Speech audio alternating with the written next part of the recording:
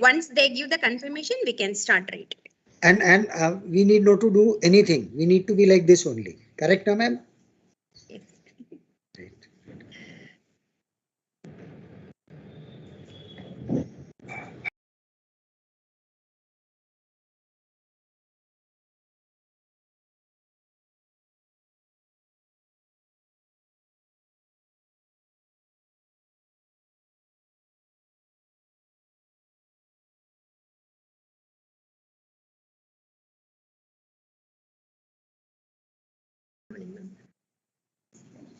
Good morning, Asha.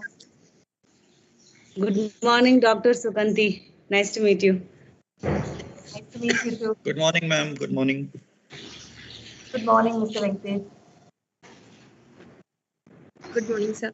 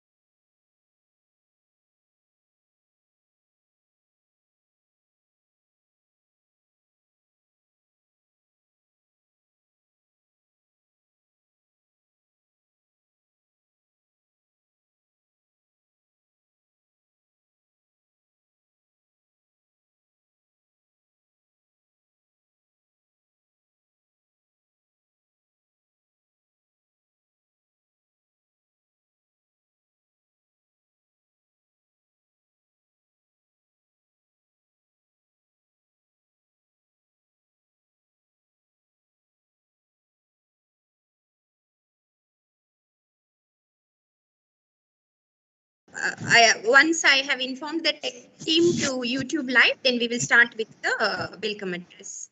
Sure.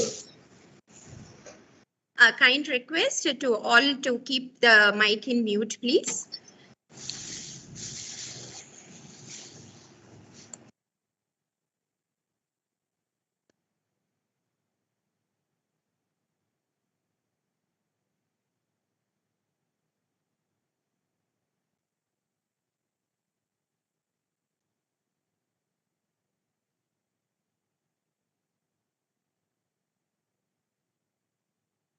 I quote John Scully: "The future belongs to those who see possibilities before they become obvious." I unquote. Good morning and a warm welcome to each one of you present here. I'm Tess Mary Sojan and I'll be the MC for today's event. St. Joseph's College of Commerce has been serving as a beacon of light in the city of Bangalore, India, emphasizing teaching, learning, and research activities in the field of commerce and management. The institution is affiliated to Bangalore City University and offers programs for both postgraduate and undergraduate students and has around 3,000 students. The college aims at the integral formation of its students, helping them to become men and women for others. St. Joseph's College of Commerce is one of the first autonomous colleges in Karnataka to be re-accredited with A++ grade by National Assessment and Accreditation Council and has been consistently ranked as one of the top 10 colleges in commerce. The institution is also recognized by the UGC as a college with potential for excellence and also been consistently ranked within the top 100 colleges by National Institutional Ranking Framework. In a contemporary business environment, it is important to adapt, optimize, and function prospectively. In order to do this, we need analytics to identify key solutions, trends, and patterns in a program structure. In this context, I welcome each one of you to the webinar on Digital Acceleration, Redefining Future in Analytics. Prayer. Prayer is the raising of one's mind and heart to God. We submit ourselves and ask Him to guide our every step and protect us from all harm. So let us compose ourselves and begin this event by seeking the blessings of the Almighty. Now, I invite Steffi Mary Joseph to lead us in prayer.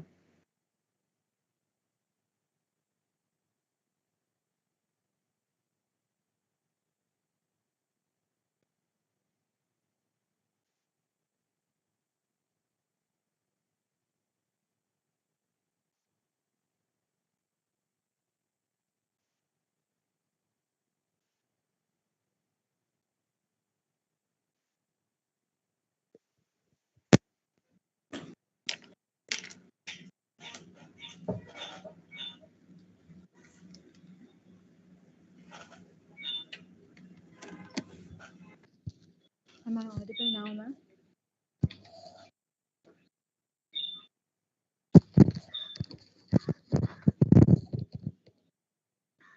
Almighty God and Heavenly Father, we thank you for immensely blessing us with this day. Bless our principal, Reverend Father Charles Lazarado, SJ, Vice Principals, Head of the departments, the teaching and non-teaching staff, and the entire student community. We also pray and ask you to bless all the participants joined from different colleges. Strengthen us and guide us as we work together to uphold the motto of our institution, faith and toil. Lord, we especially ask you to bless our speakers and panel members for the day.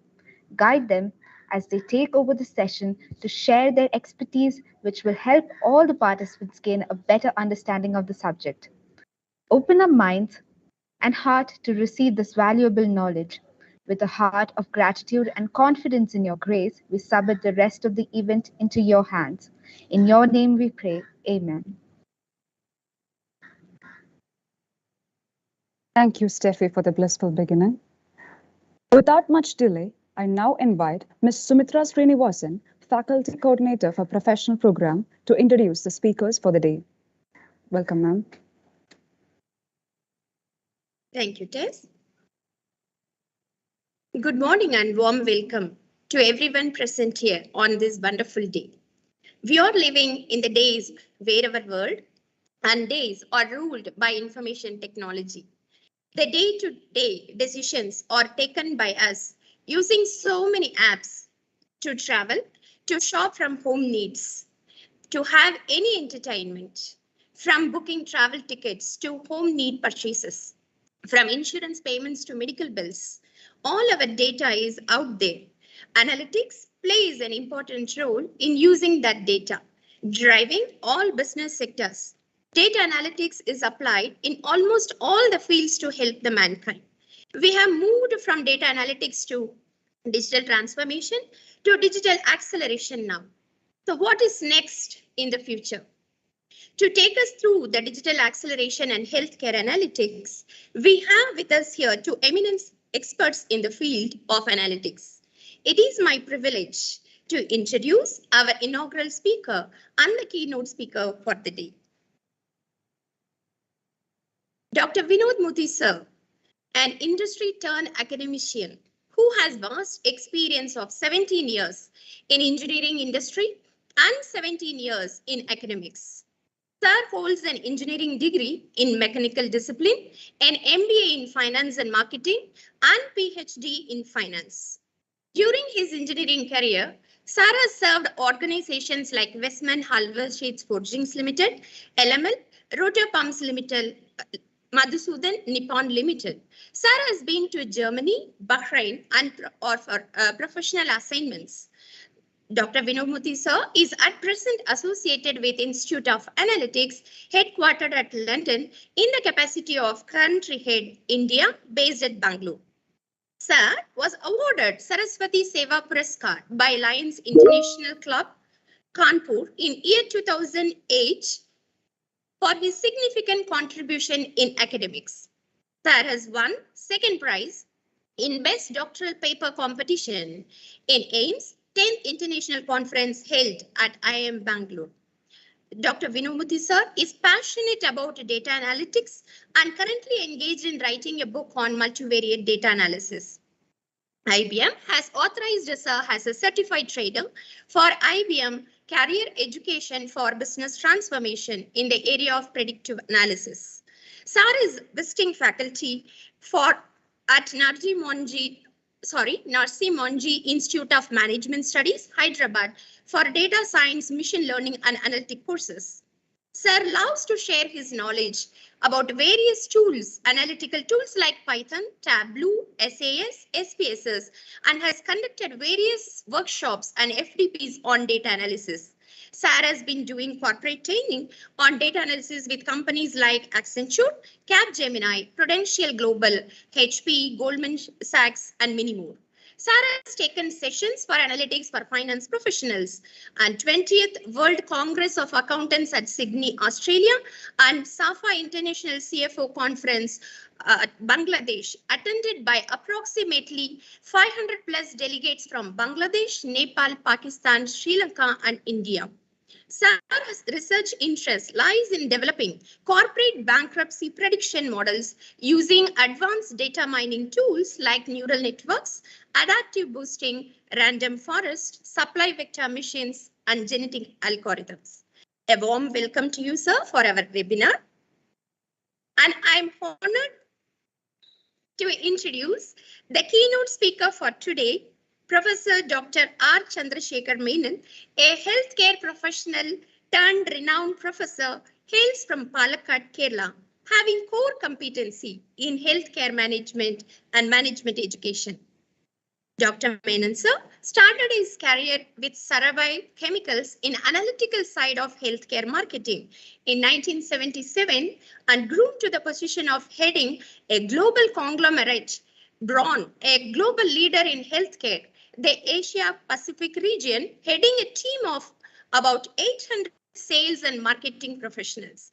Dr. Menon has worked in 4 continents, spread around 8 countries, and traveled across 45 cross-cultural communities and countries during the last 45 years, working with the most versatile organizations of world class. 25 years with industry, worked in 6 countries and 15 in academics, associated with Indian and international universities. Sir is 67 years by age, but much less by spirit. Dr. Menon, sir, turned to academics in 1998 with Loyola College in Chennai and became the first overseas director for the international operation for its PGPM program at Knowledge Village, Dubai, for the prestigious SP Jain Center of Management in 2000. Later, Sir moved to Singapore, then Adelaide in Australia, Toronto in Canada to establish various centers for SPJ. Returned to India to anchor the Institute of Customer Experience Management, an initiative by SR in 2008, and the institute merged with Manipal Global in 2012, and Sir moved to Bangalore. Currently, Sir is the founder director of Swift MBA, a business analytics organization specialized in healthcare analytics. Dr. Menon, sir, is a sought-after trainer in healthcare and management, as well as known in the healthcare industry with top-class institutions like Apollo, Fortis, KMCH, Manipal, Narayana Hridaya, and many more. Sir is a NABH and JCI certified trainer. Sir's management training includes various corporates across the country and outside India, besides educational institutions like IIM, Symbiosis, IMT, TAPME, and many more. Sir is well connected with quite a lot of sunrise industries and various institutions like NHRD, NBA, NAC, NABH, and the like. Sir is interested a lot in teaching, especially HR, strategic management, business analytics, farm marketing, and pharmacy management. Sir is actively associated with incubation centers sponsored by DST, NST, DB, MSME, and other state-run institutions and educational institution facilities like SRM, Kongu, STEP, and KCT beside KLU. Sir has published 23 international and 18 national articles with Scopus Index and enjoying high citations. Sir's credentials include PhD from Washington University, US, MPhil in Environmental Economics, Madras University, Master's degrees in Sociology, Economics, psychology, public administration, and also a fellowship in advanced marketing from International Institute of Advanced Marketing. Sir has done his LLB from Siddhartha College of Law, Mumbai, and MBA from University of Calicut as first rank holder and BSc from Government Victoria College, Palakkad. So we are very honored to have you as our keynote speaker. Warm welcome to our national level student webinar today in SJCC. Sir, I would like to request now Dr. Vinod Muthi sir to take over the session. Thank you very much, Professor Sumitra, and the entire organizing committee. Thank you very much, Dr. Chandrasekhar sir, for giving your consent and for your presence for this one-day event. And thank you very much, all panel members, all experts, HODs, and all faculties. Special thanks to the technical team, Mr. Moses and his team, who has supported all of us with regard to technicalities, links, YouTube, streamlining, and my dear students, I can see the number. The number is huge. It has crossed 300, and this is really very much encouraging. Very much encouraging that so many students are keen to know, keen to learn, and that's a very good thing, and that makes St. Joseph a St. Joseph. I would like to share my screen. Moses and team, please help me. Are you able to see my screen? Hello? My screen is visible? Not it, sir. Not it. We are waiting. So what I should do? Yes, sir. Yes. Sir, on the right side, you will be able to see the arrow mark to share the screen.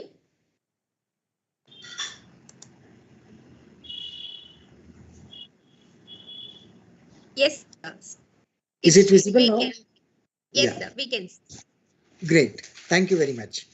And I am having, Sumitra ma'am had given me only 15 minutes, and that's very good because it is very difficult to speak after Dr. Chandra sir. It is very difficult, and I am very much thankful that I have given little time before Chandra sir's session.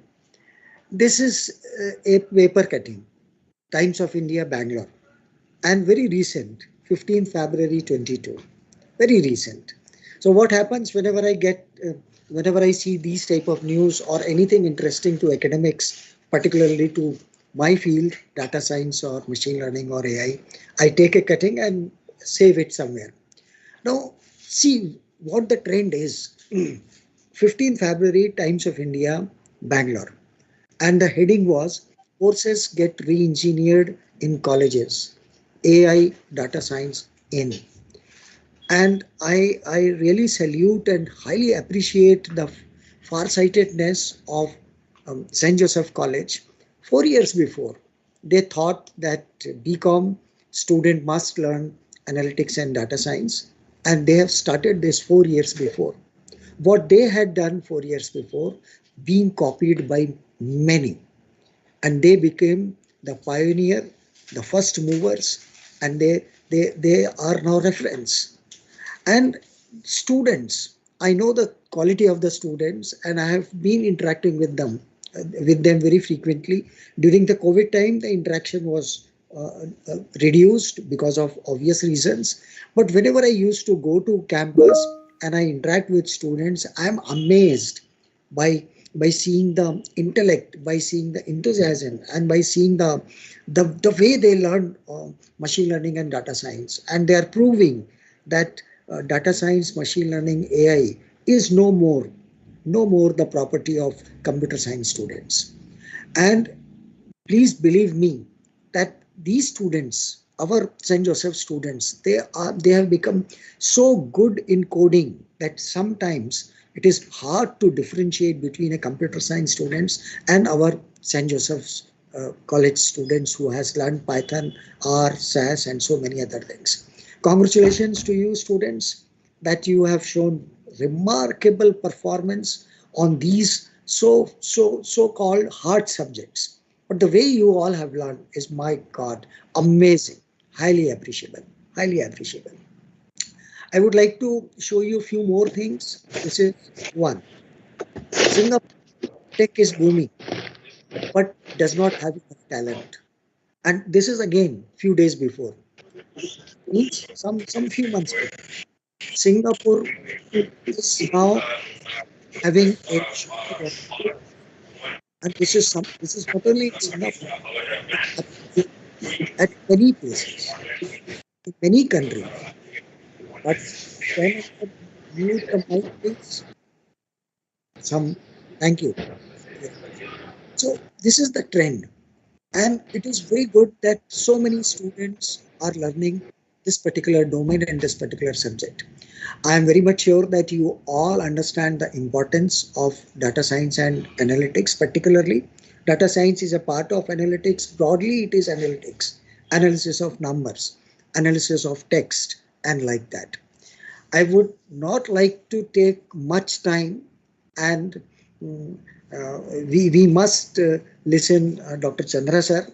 With these few words, I would like to hand over stage to our beloved and very knowledgeable speaker of the day, my friend, philosopher and guide, Dr. Chandra sir. And I'm very much sure the way entire day is planned, first a panel discussion, and then after a competition where teams have presented their and are going to present their business ideas with solutions. The huge learning is there in this whole day event, and I'm very much sure that all will will take huge benefit out of the event. Thank you very much, Professor Sumitra, for taking pains and working tirelessly since last few months, day in, day out. Today morning, I was surprised at 3:30 a.m. you were available on WhatsApp. 3:30 a.m. And I wanted to say, ma'am, that why you are working so much and making yourself so much tired, but always with a big smile on her face and with great enthusiasm. She was always there for coordinating, planning this particular event. Very, very special thanks to you, Professor Sumitra. So thank you, audience. Thank you, team. And now I am giving stage to Dr. Chandra sir. Chandra sir, most welcome. Please, stage is yours.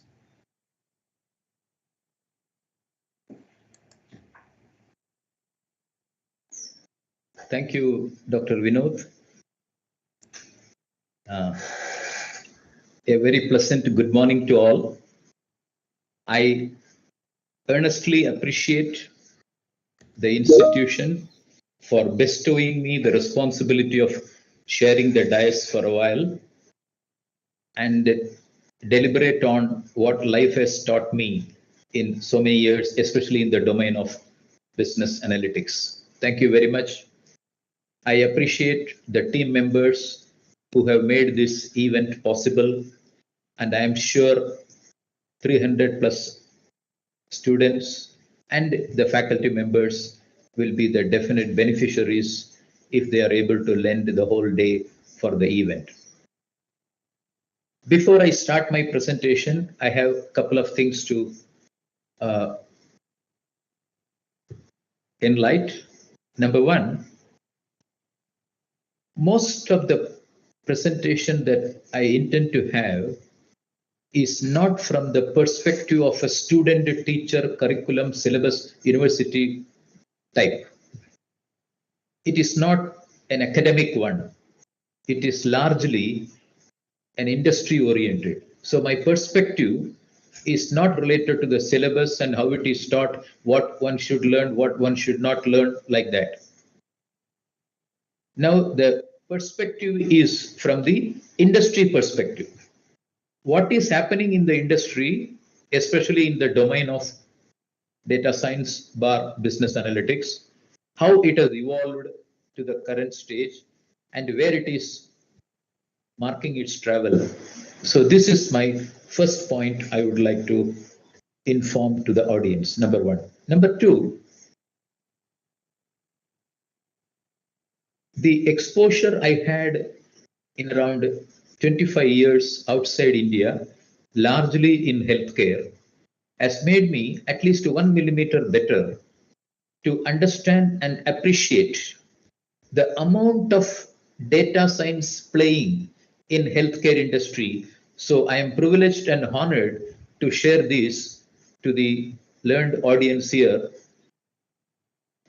in a way that what life has really taught me than what is available in so-called literature and so-called textbooks. This is number two. Number three, since the most of the expected beneficiaries of this program are students and of course faculties, I am making a tailor-made arrangement in my presentation so that it will give some glimpses of the career or the opportunities available in the field of data science, so that it will enthuse them to think about developing a career plan around data science or business analytics. So this is my humble submission to begin with, and with your permission, I am now getting into the presentation I have created exclusively for you. Is that all right? During the process of my deliberation, if any one of you feel that there is a question to be asked or something to be clarified, you are welcome. You can stop me at that point itself. One option. Option number two, you can wait till the presentation is over and we will dedicate around 10 to 15 minutes time to iron out the doubts that is coming in your mind so that you become clear before you get out of this seminar. In case if it is not possible due to time constraint, nothing to worry. I am going to leave my email ID and my WhatsApp number to the organizers. You can write to me anytime you feel on any clarity that is required in whatever we are discussing today. So with this preamble, I am straight away entering into the presentation I have created exclusively for you.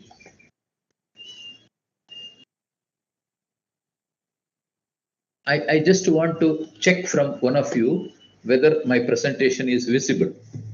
Can somebody say whether my presentation is visible? Yes, sir. Thank you. Thank you. So, this is what the way I was introduced, and there is nothing great about it. This is a small organization I have in business analytics, and I spend my time, efforts, and energy only in a very, very small portion of what is data science and business analytics, healthcare. In healthcare also, it's a big domain. I don't enter into various nitty-gritties of the entire aspects of healthcare, but I enter into a very small aspect, and that is called customer journey. That's it. My entire company is involved in understanding and appreciating customer journey. That's it. And my past exposure has helped me to get associated with. In fact, I started this love for analytics only from 2008. I am not a born business analytics guy, right? I developed a love for this only from 2008, around 12 to 13 years. But in the process, I have companies with whom I am associated day in and day out. Most of the companies are in Bangalore. One is Ramyam Intelligence Lab. They are pioneers in Bangalore for doing analytics work related to telecom companies. Again, in the customer journey, how the customer is moving from the time he gets the information about that company till the time he consumes the product or even afterwards. Core Analytics is another company based in Bangalore, and Big Basket. It's a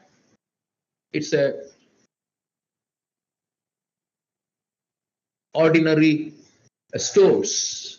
It started as an ordinary stores. Today, because of analytics, This company has become a fantastic organization, both in giving customer experience and also creating a very good bottom line.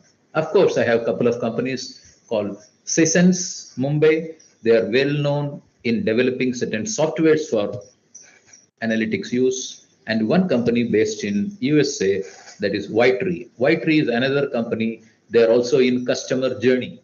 How to track the customer from the moment they come to know about the company or the products till they use the product and even post use.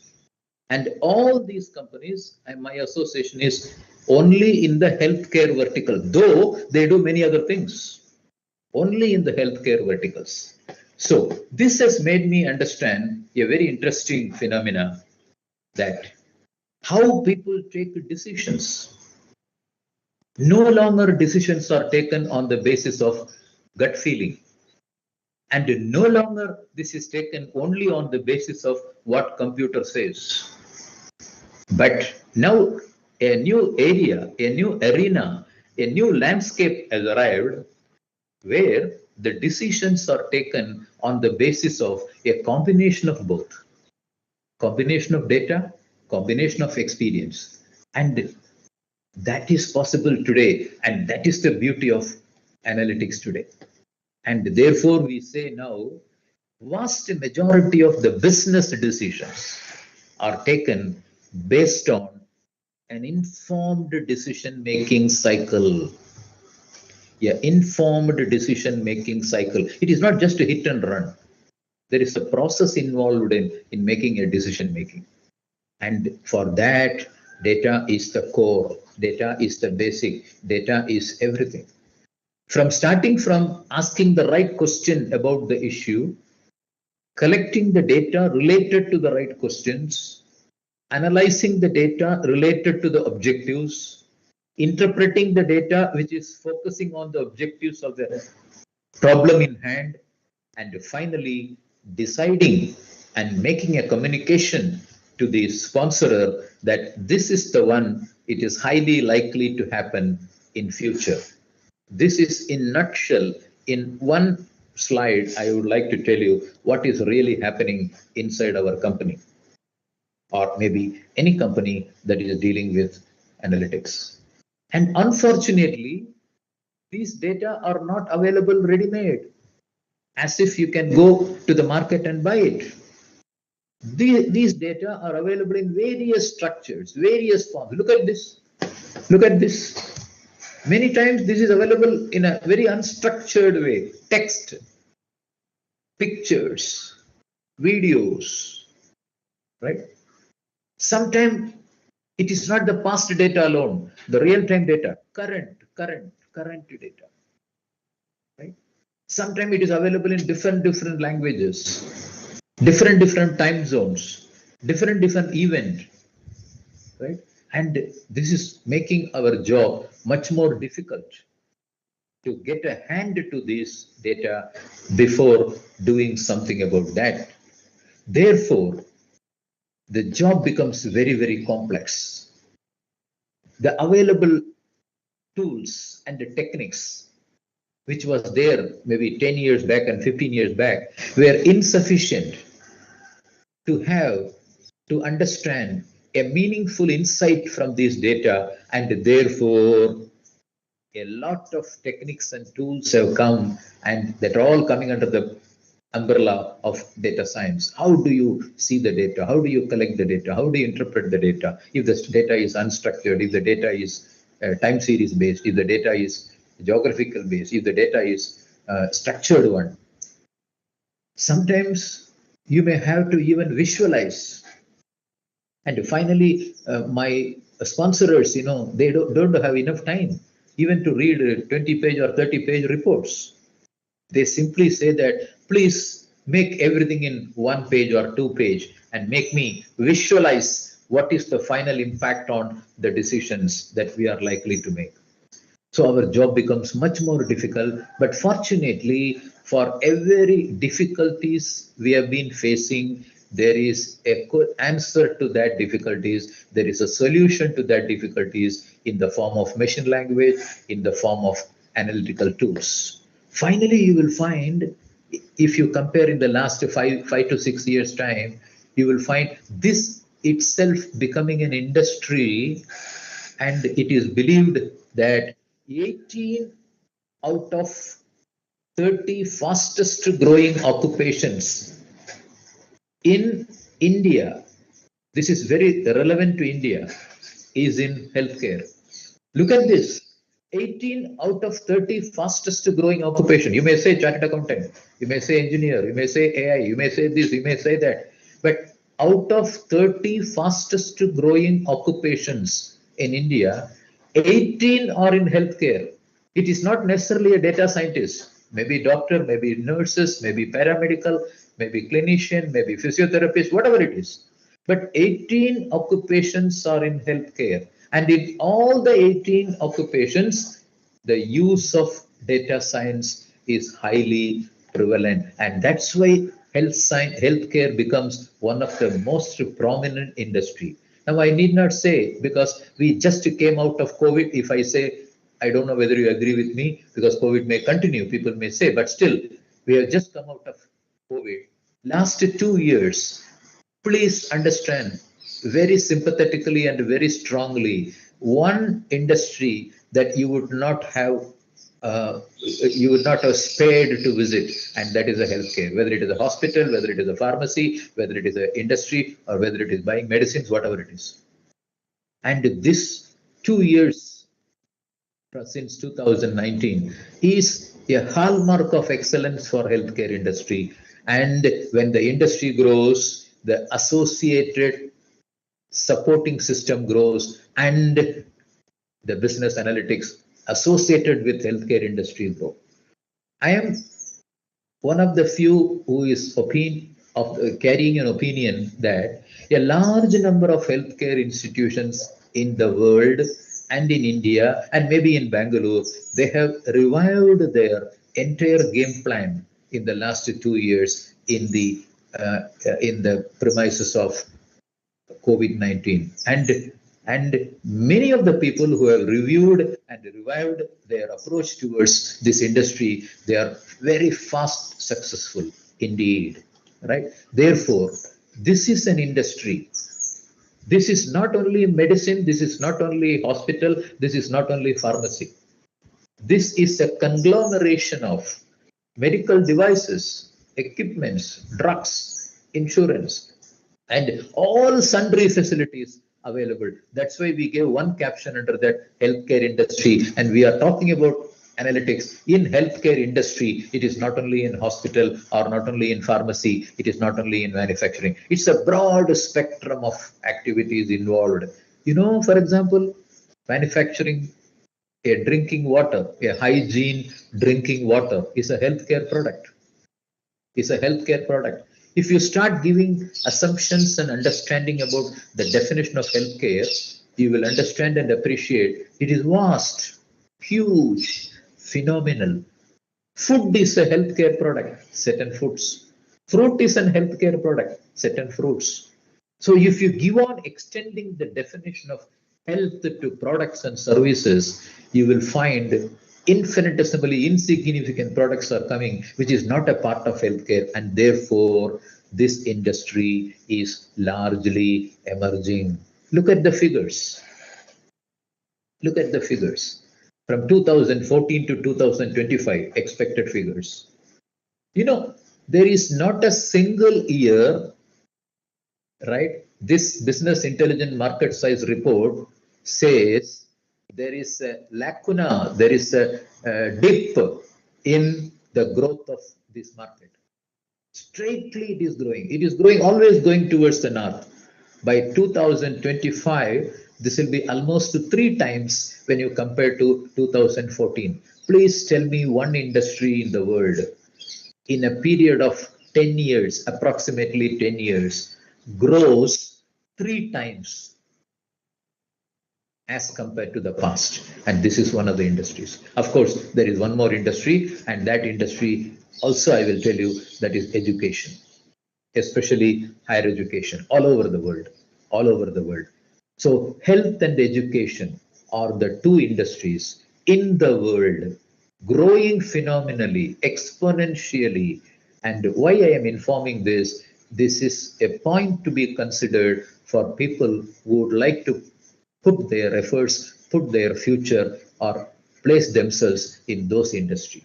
If you ask anybody, whether it is from Bangalore or Chennai or Hyderabad, which industry you would like to work after you pass out from your baccalaureate degree or your master degree, most of them will talk about what is called conventional industries, like a cement industry, textile industry, or banking services or telecom, which are all existing for n number of years. The question I would like to stress and put in front of you is most of the conventional industries have reached the plateau and the growth perspectives of those industries are becoming infinitesimally very, very small. Whereas there are industries which are coming out, which is not known at all to the world 10, 15 years back. But they are striking a very great strike point and they are occupying a huge market share and therefore they are a part of a great part of the GDP. One of such industry is healthcare. So this point has to be remembered. The emerging opportunities in healthcare, not only in the world but also in India, is huge. And to commensurate with the potential, the talent available in the marketplace is very, very low. This is a very specific indication about India, right? The kind of pharmaceuticals, hospitals, medical devices, clinical trials happening. There was a time India was not considered for even exporting couple of products. Today, you will find most of the generic products in the world is largely occupied by Indian pharmaceutical companies. Medical devices, clinical trials, right?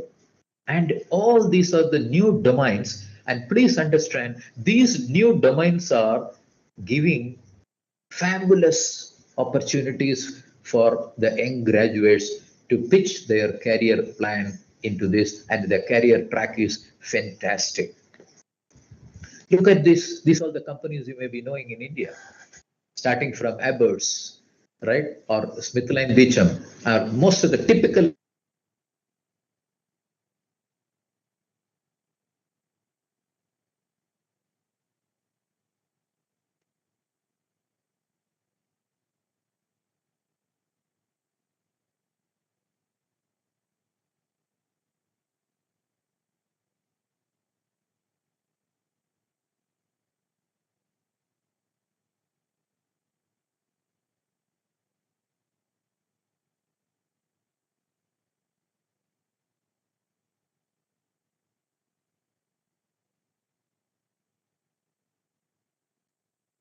Excuse me, sir.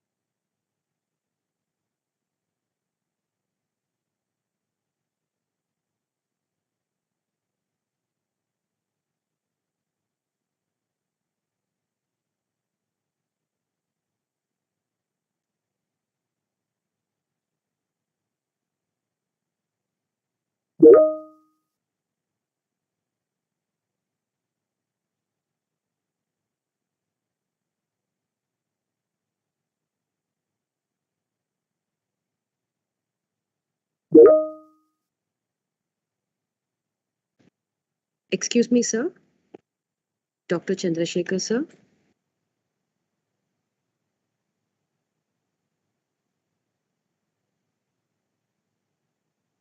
Sir, we can't hear you.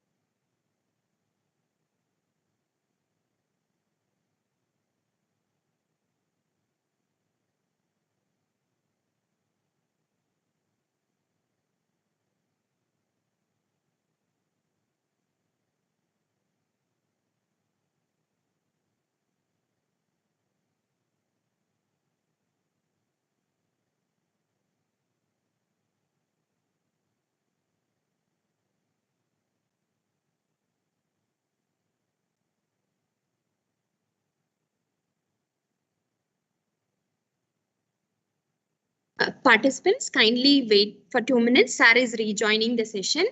It will just take 2 minutes. Technical difficulties. Sorry for the inconvenience. Thank you.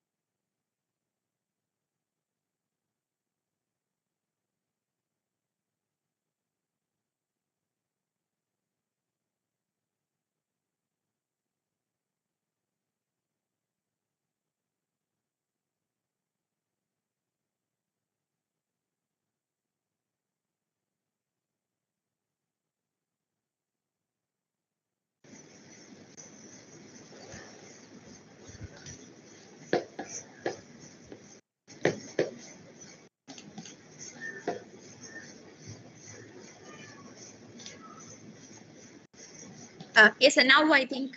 Yes, I have joined. Yes, sir. Great, sir. Yes, sir. You can take over.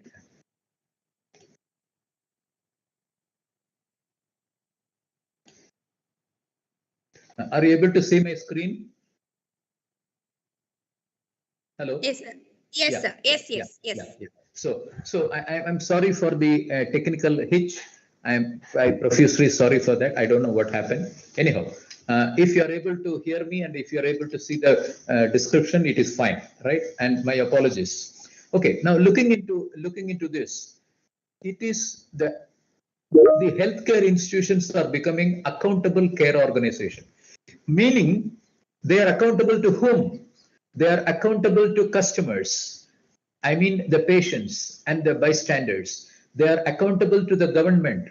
They are accountable to the society. They are accountable to everyone rather, right? The community. So now this being the current status of healthcare industry, they cannot escape from using analytics if they want to be accountable. And for that, the industry is now driving towards three important domains. Number one, collecting the data. Collecting the data, I am in this industry from 2008, almost 13 years. We are still breaking our head in collecting the data and converting that data in a storable format. And that is our main job now. 80% of our job in analytics is collecting the relevant required data. The second one is convert the collected data into intelligence. This is largely related to clinical, and also it is available to managerial side also. And you will find around 1/3 of the institutions across the world, and more so in India, they use BI, business intelligence, for around 1/3 of the decision making. And the benefits are abundance.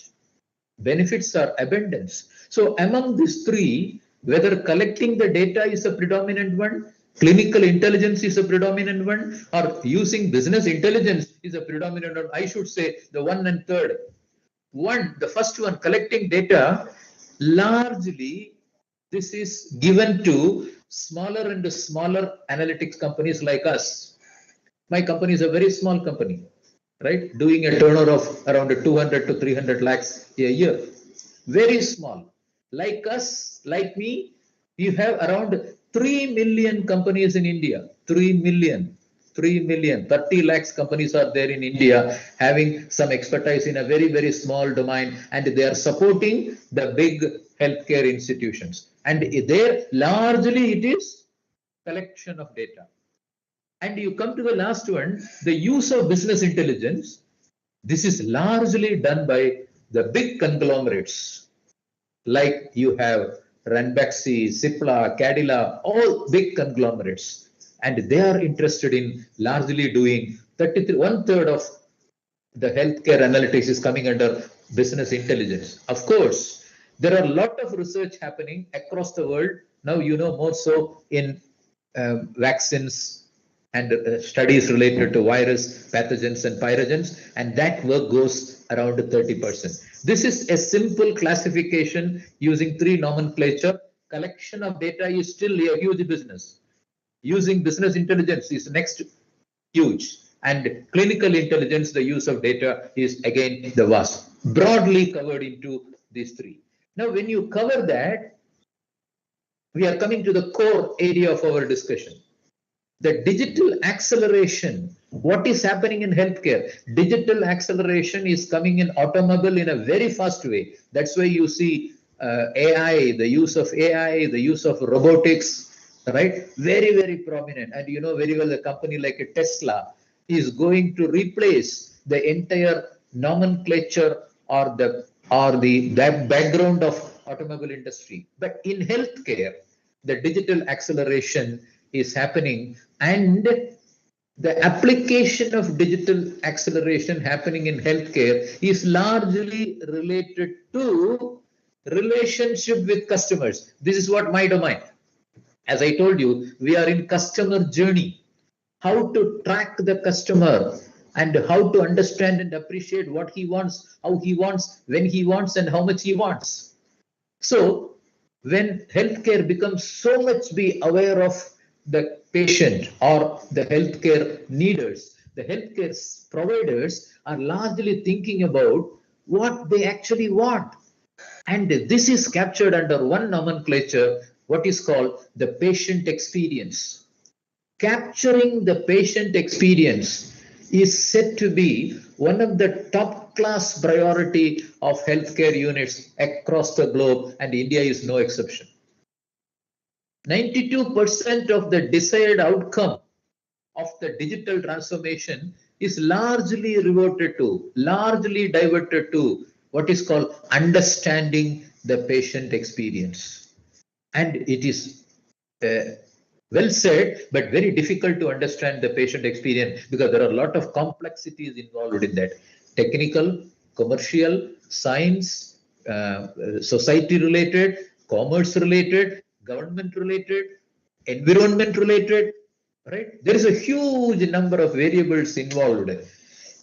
Therefore, this makes this process very tough and very difficult. Nevertheless, the first and foremost digital acceleration in healthcare is revolving around the patient or the user of healthcare facilities, the customer, you call it in simple language. And that too, in terms of identifying what is his experience, what type of experience he wants inside the hospital or where he finds problems. So this is the first and the foremost attempt by healthcare units to look into. The second one you will find, this digital transformation is a long journey.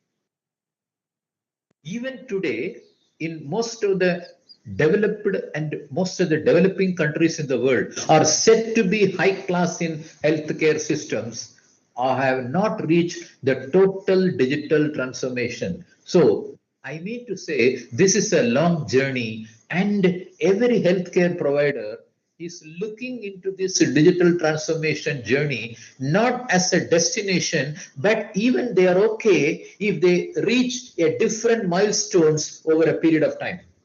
For example, look at this slide. The first step is digitalize the information. That itself is French and German to many of the institutions in India and to the world. Digitalizing the information available within that institution and whatever they collected on behalf of the institution itself is a big task. And organize that information, tabulate it, classify it, and put under a different basket and a different terms. And that is the first step involved in what is called a digital transformation journey. Once that is done, the next step begins. And that next step is the real digitalization. And what is that? Automating the data created, automating the response. By virtue of raising one data, you should be able to get a related and consequential data related to a process X or process Y. So this is called automating the processes. And this is not done once, but it should be streamlined. So it should go seamlessly perfect. So here, using digital technologies and information to transfer individual group information into an institutional operation. The first phase is the collection and organizing. The second phase is institutionalizing it. And the third phase is the most welcoming phase where we are really transforming that digitalized material, and thereby what is really transforming is the institution itself is transforming to the next level. So here a series of deep and coordinated culture is created. The workforce is syncing, the technology shifts that enable an educated decision is coming out of every activity, and that is the point everybody is aiming to reach at in the digital transformation journey. So in the digital transformation journey, the first point to understand is in healthcare, they are largely concerned about patient experience and Most of the healthcare institutions, they're considering this digital transformation journey is too long. Nevertheless, they have started their journey and they are focusing on what is called interior milestones to show value to the customers, to show value against the competitors. The third important point is very interesting. This is coming out from one of the survey by McKinsey, and they say the digital transformation success in any industry, and here this study was conducted exclusively for healthcare industry, is largely hanging on two important things. Number one is the leadership and the management implementation. If the institution governed by or anchored by a very strong leader who is pro towards the digitalization and the implementation hand or the implementation support of that leadership is really working, then probably it's a key accelerator for the digital transformation. And this study, this McKinsey study also found in the process of doing, even if the leadership is perfect and the implementation is perfect, there are two big barriers. And that barriers are the culture, organization ownership, and the transparency. I want to explain this to you a little more. You will find most of the hospitals in India, maybe putting the clock back 15, 20 years or even 30 years back, it's all single man run hospital. One man run show. One doctor is a owner and he runs the show. Thanks to Dr. Reddy, Dr. G.K. Reddy, who formed one of the first corporate healthcare institution in India by name Apollo, a lot of transformation came, and today you will find a huge number of corporate hospitals and corporate healthcare units are available.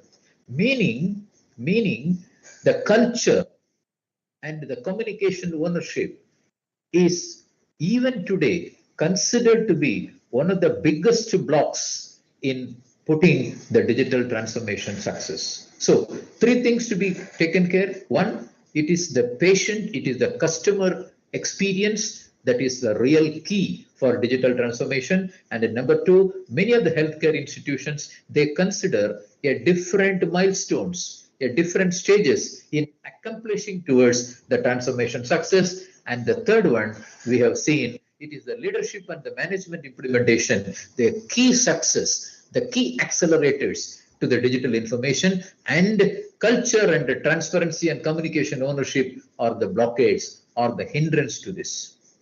Also, it is found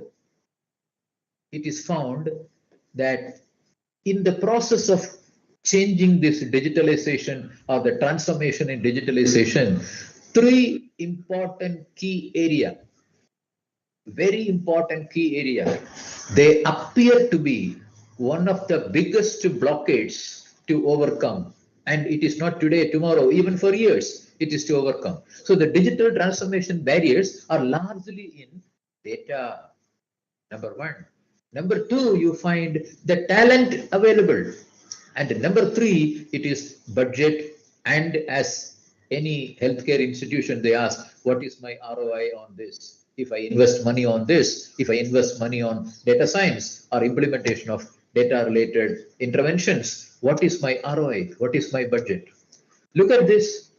These three indicators are playing. As a company, I am facing this difficulty whenever, wherever I put my pitch, wherever I talk to the chairman of the organization, right? That is still today, till today, data in terms of data quality, data access. This is the biggest constraint. Number two, the data availability, the data skill, the skill set available to take the data and work on the data. And the last one, the budget available with the healthcare providers in order to get into this transformation phase. So you will find four important aspects in the form of moving to the digitalized, the healthcare digital world. One is lot of transformation is happening only related to the patient and the patient's key points or the welfare points. Number two, digitalization is not considered as a destination, but people are working on different milestones to reach that destination. Third one, we will find these. Third one, we found that leadership and management implementation is the key possibility of any institution to overcome the risk, overcome the barriers. At the same time, there are barriers like communication, ownership, and the transparency. And also we have seen data, talent, and the budget are the real vital constraints. Now I am going to reiterate my points in this slide, right? What the digital investment is looking as a priority. When I go for a transformation, when I go for an acceleration, I'm talking from the point of view of the user. I'm talking about the healthcare institutions. They ask me this question. Okay, I am ready to put my money on you, right?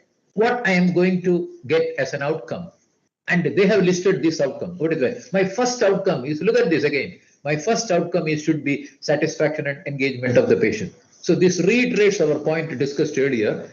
It is the customer satisfaction and engagement is the area where the digital investors priority lies. Look at the second one, improved quality of care and patient outcomes, almost related to patient care. But of course, it is related to the in-house, the doctors, paramedical, and the process involved, people, product, and process. Ability to compete better under traditional players and disputers. All other things are, very, very less, very, very less. You see, especially regulatory and compliance risk is zero, because already most of the healthcare institutions are covered by regulatory authorities, and the compliance is almost on records.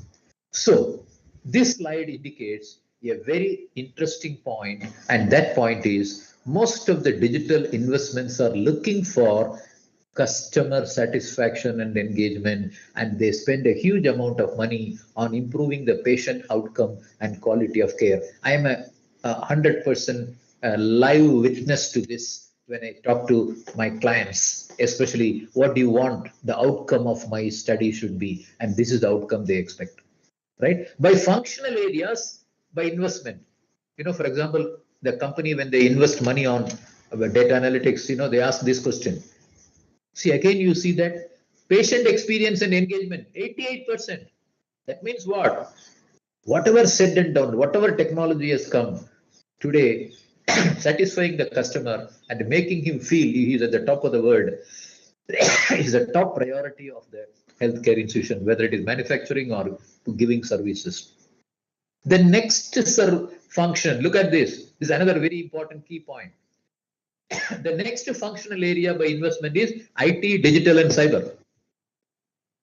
IT department is closely linked to analytics department or the data science department, and they are the people, right, who help these data science people to convert any information available to the digital form and the cyber form. The question is, the next important function that my clients are looking for when they want to invest money in this is IT and digital. All other things are secondary. Supply chain, human resources, risk management are secondary. So two important things by functional areas by investment is patient experience and engagement, IT and digital second.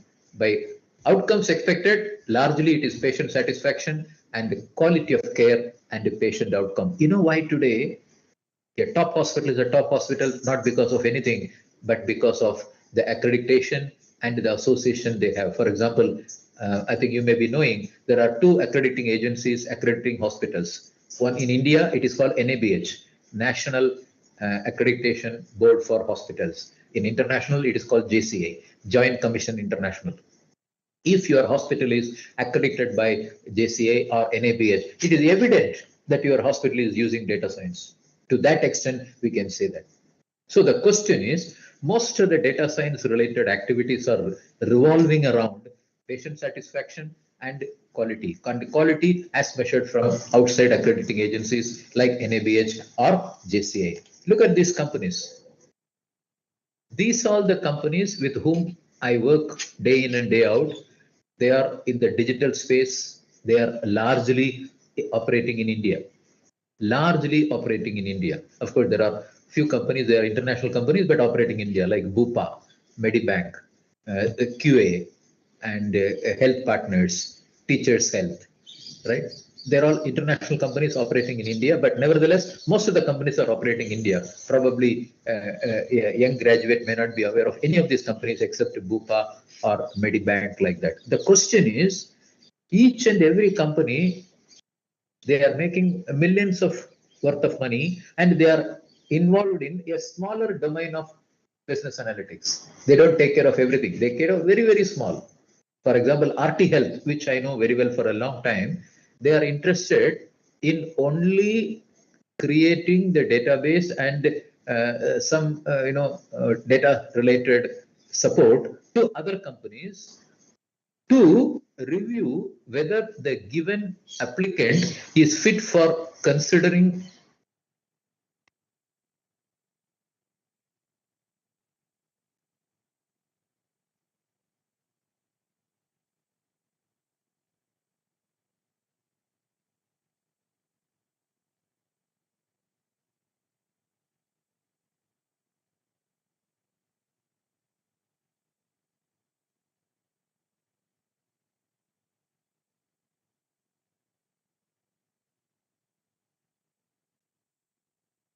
Excuse me, sir. Sir, we can't hear you.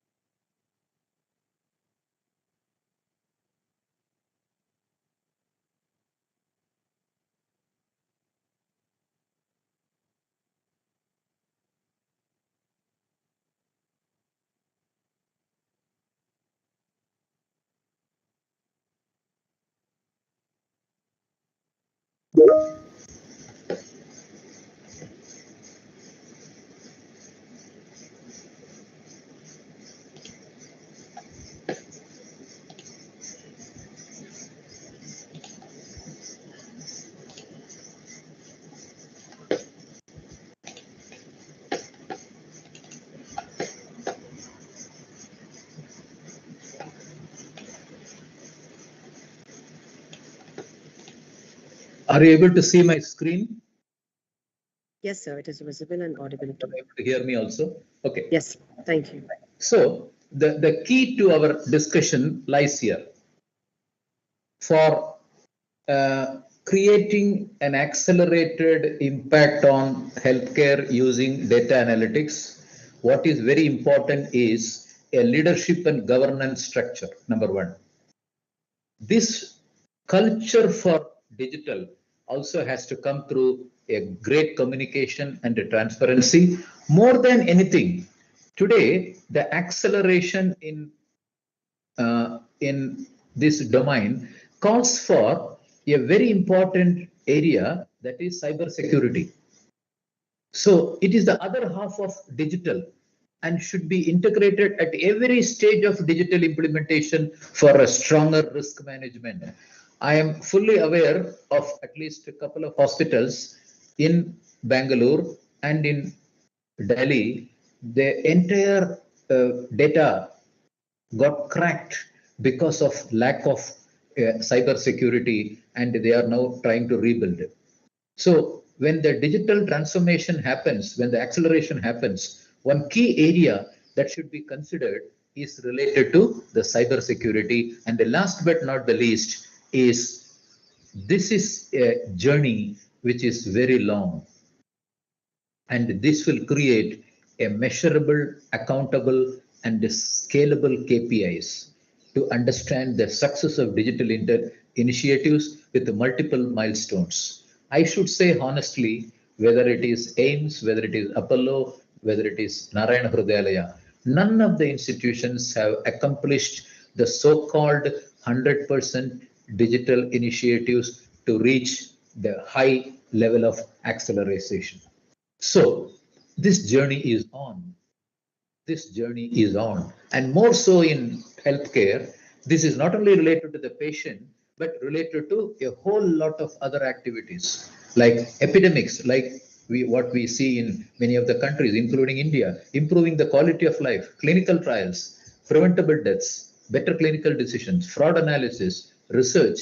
All these areas also involved apart from patient and patient related experience. So you will find in the process there are a lot of scope for other smaller domains of analytics, especially the text analytics, voice analytics, and we are, as even a small company like us, we use a lot of softwares in the text analytics. Look at this: RapidMiner, ConfitMate, Chattermill, Microsoft Text Analytics, API, Thematic, Stratified, all the few, just for your information to make you understand and appreciate that this is not only related to mathematics or probabilities or numericals, but also related to the use of certain softwares that makes this domain much more attractive and much more visible. So these softwares we use day in and day out, and we get a lot of clues. And this text analytics, largely we use either a call center transcripts or online reviews, customer surveys, all this. And you will find a lot of pattern coming out of that, a lot of similar incidents happening, patient claims in data.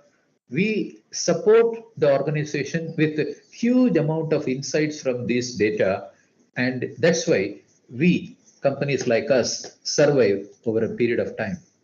So healthcare being an industry where in India, in spite of a huge shout and crowd, people say that we are number one, number two, and all. Still, we are lacking in many things. I'm not going into the details of that, but I have to say the patient-centric healthcare is not only related to a hospital or a pharmacy. Look at this: insurers, genetics, medical devices, chemistry, government, KOL, physicians, patients, patient organization, pharma group, R&D, biotech. It's a huge.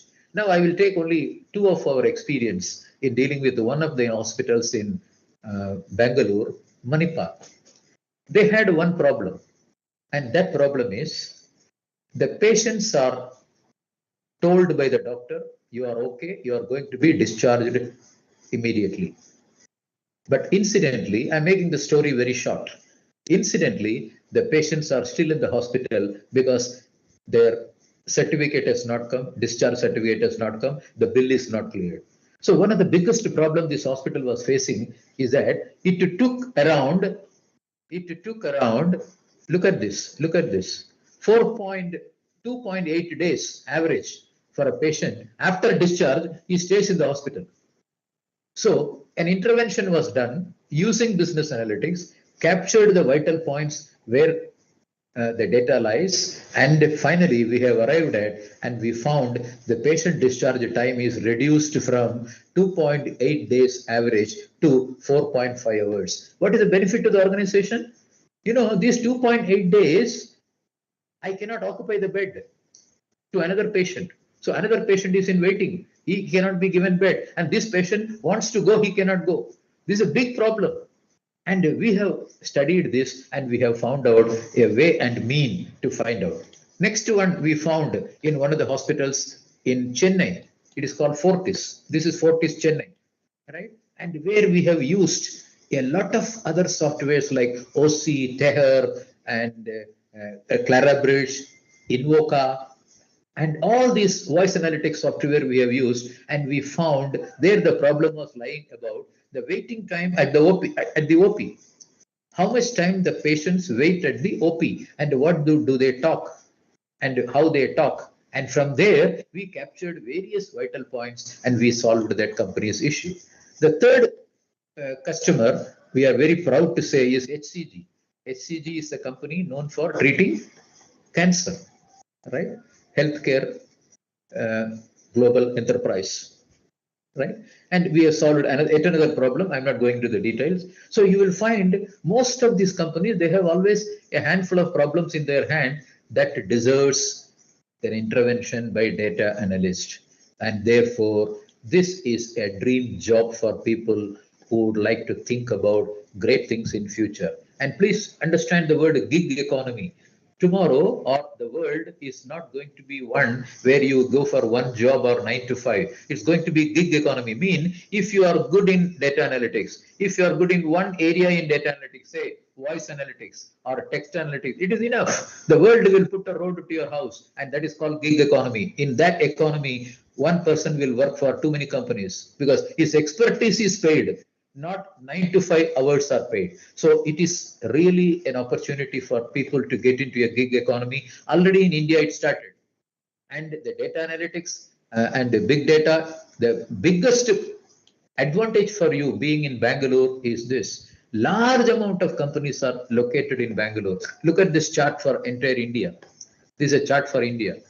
And you will find a large number of analytics adoptions are happening in Bangalore, and there are empty number of companies coming out very, very gainfully. And therefore, it's a great opportunity. And the next best opportunity is lying in Noida.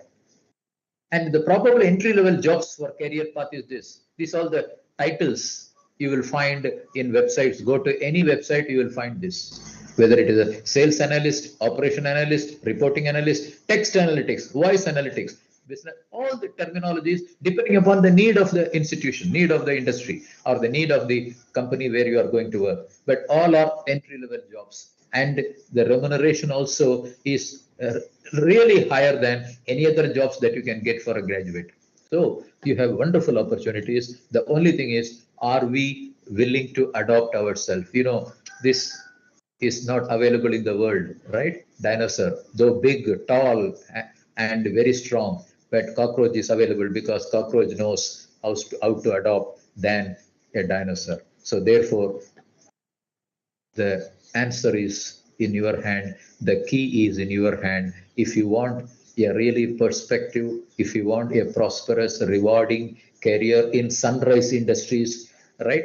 And please remember, the opportunities are not available only in business analytics or data science companies. It is available in all companies today. Most of the companies, they have an analytics department, business data science department. So it is across the domain, across the country, and in all it is available, and more so in healthcare and education. The key is yours. It is up to you to decide calmly and decide about your career track and I am done.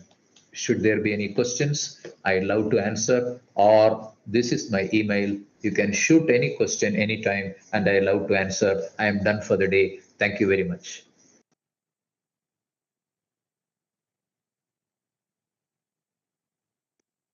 Hello. Yes, sir.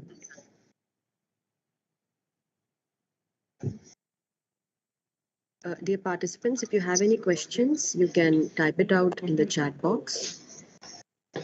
I will check the chat box.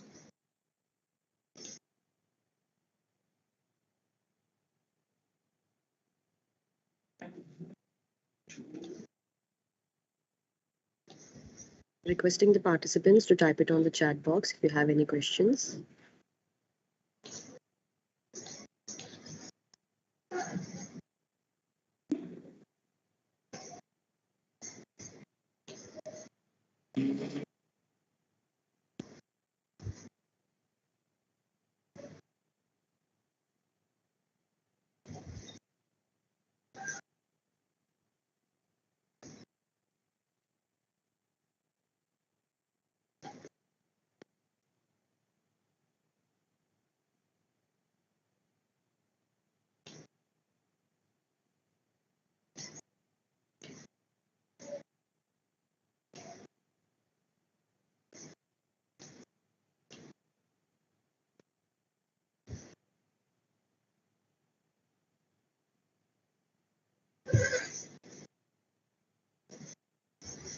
I think as of now, there is no question.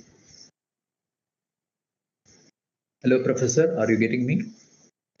Yes, sir. Yes, sir. Sir, one small question, if I Please. can ask. Please, please, please. You are welcome. Yes, sir. Sir, now, when we are talking about the healthcare analytics, actually, I am trying to connect the students' potential here, our students who are especially into commerce and management. Okay. Okay. So how we can see good job opportunities in the healthcare or different pharma or biology based or such kind of analytics roles. So what tools are available for them to upskill themselves? You see, most of the healthcare institutions, they use different software and different tools, right? What is important now for these baccalaureate students is understand the basics, right? Because you cannot study all the tools available in the world and get yourself employed. So it is whatever the curriculum says, whatever ISDC says, that techniques and the tools are sufficient. This will give them an understanding of anything. For example, if you learn one language, learning another language becomes very easy.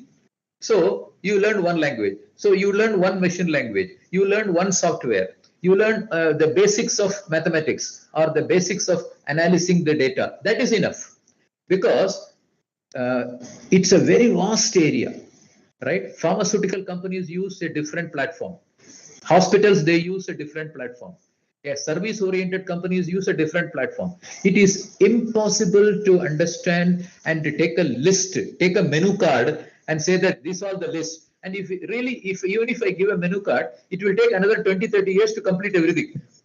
So the best idea I can give to all my students is that get to have the basics. It's only a hang on that. Whatever you study, either through ISDC or through any other institution, is to get a hang on that. So once you get a hang on that, you know what is data, what is information, how to be classified, how to be saved, and how to use R, how to use Python. Good enough, right? But the next level, the application level, because finally we are an academic institution.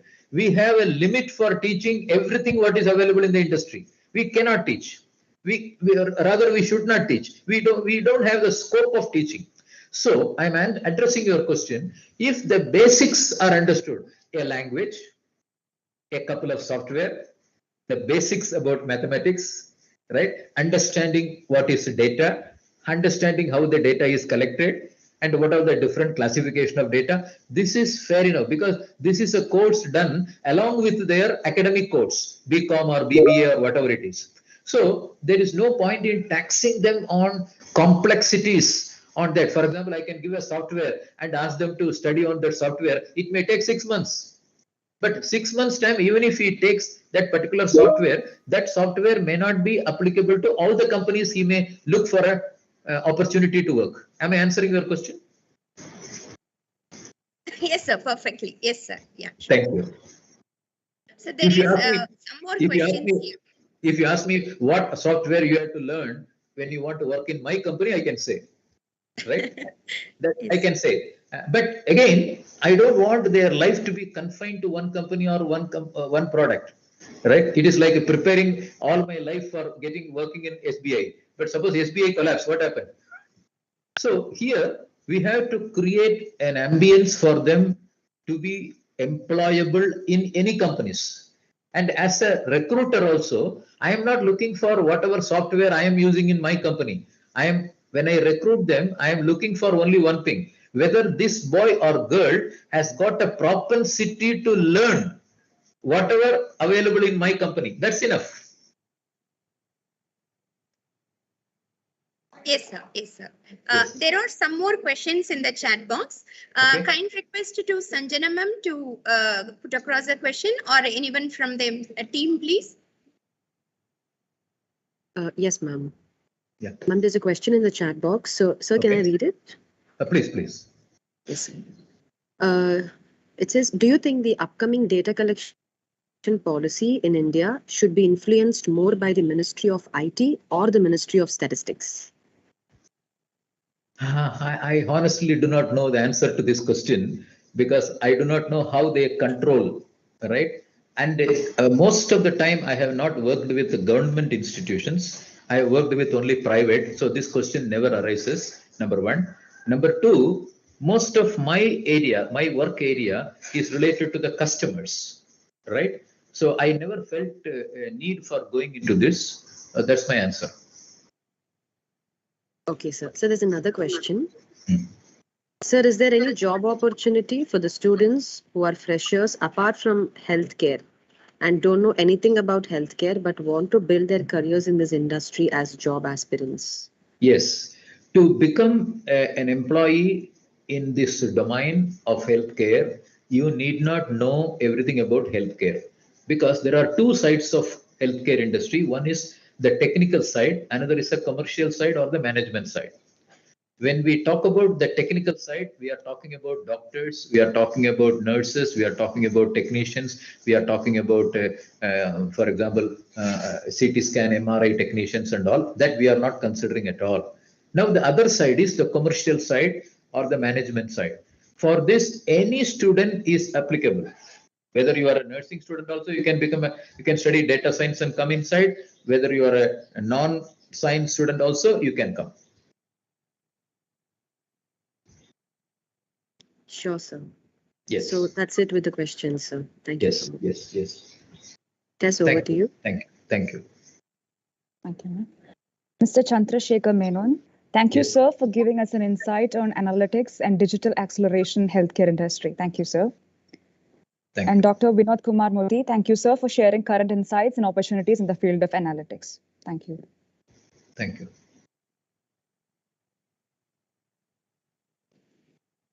Thank you, sir. Thank you very much. Appreciate.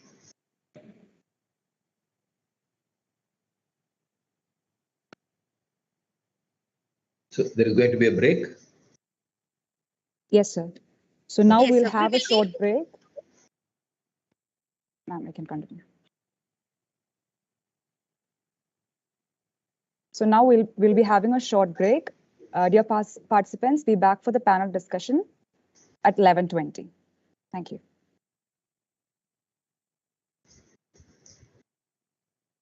Thank you. So thank you so much for being with us. Thank you and appreciate. Thank you.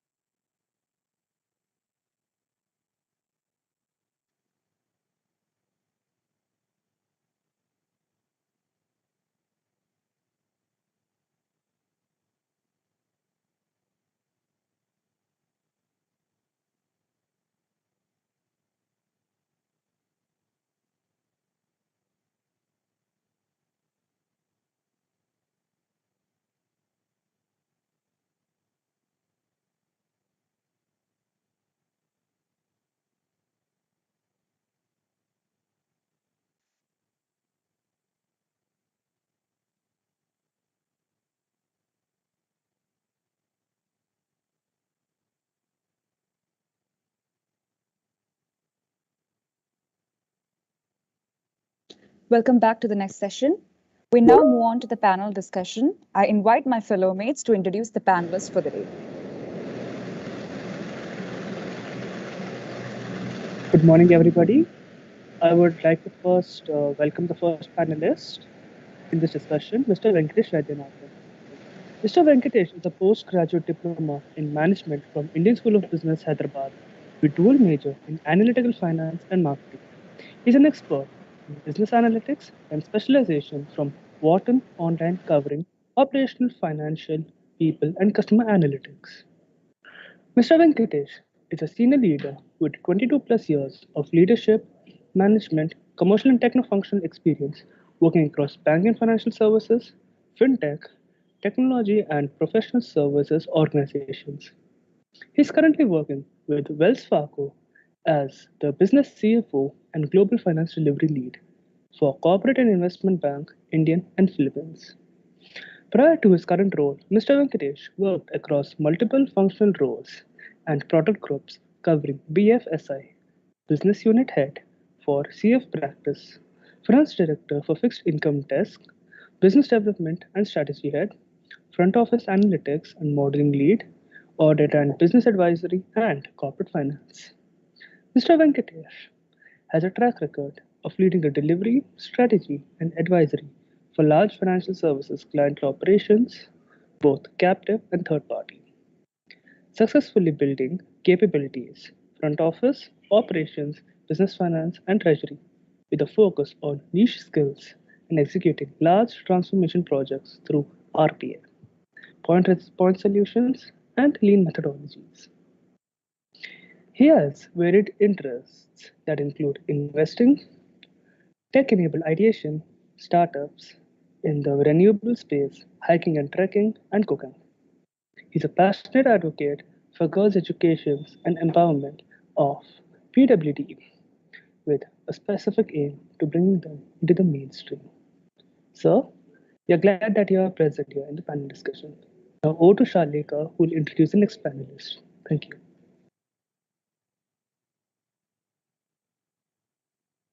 Our next panelist for the discussion today is Ms. Asha.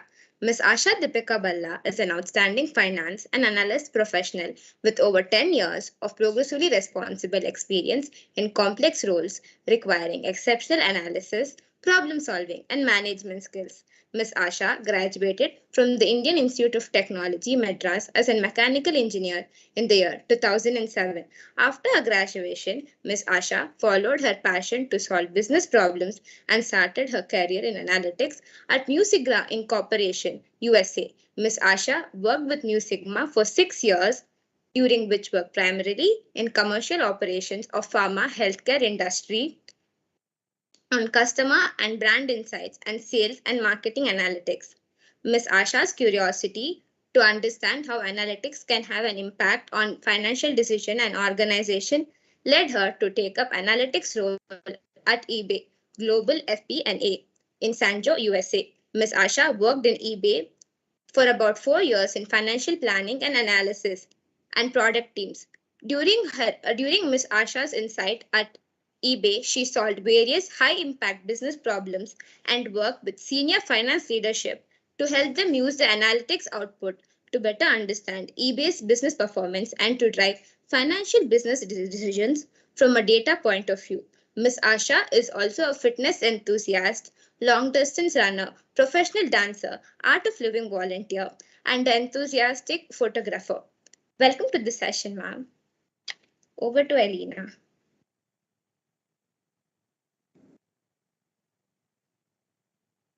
Next up, we have Ms. Munmun Koshal.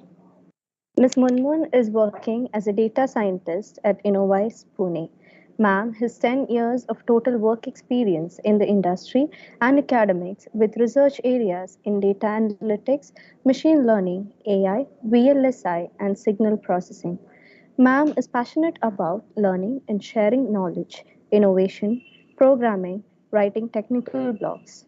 Ma'am has worked on various projects on data analytics, machine learning and AI, IoT, VLSI, and signal processing. and presented or published research papers in several reputed national and international journals and conferences.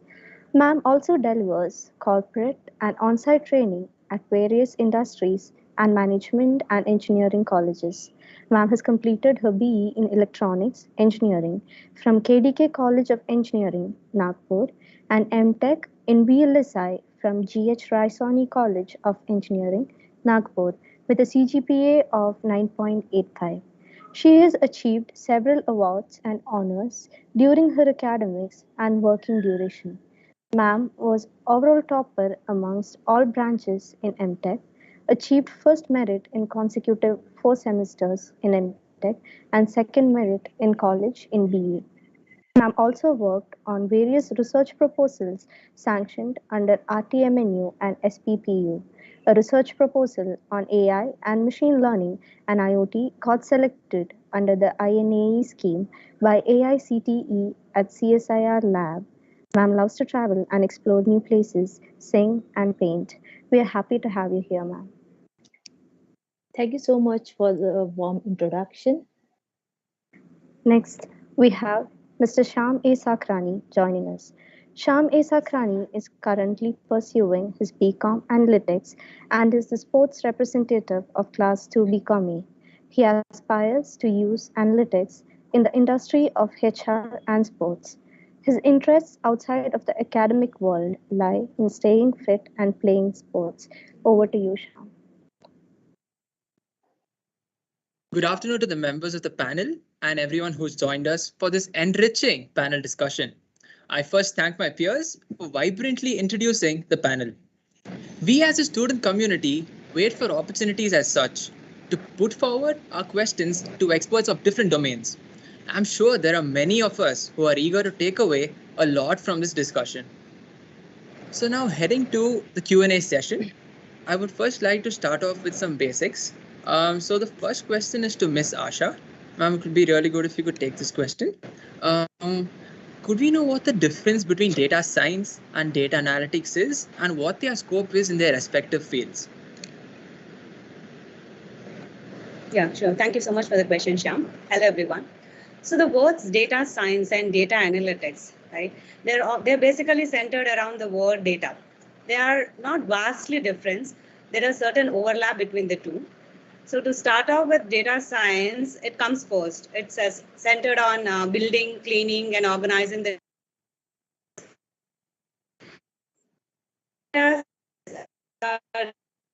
scientists. Primarily, they create algorithms, statistical models, and their own analyses to collect useful and informative facts.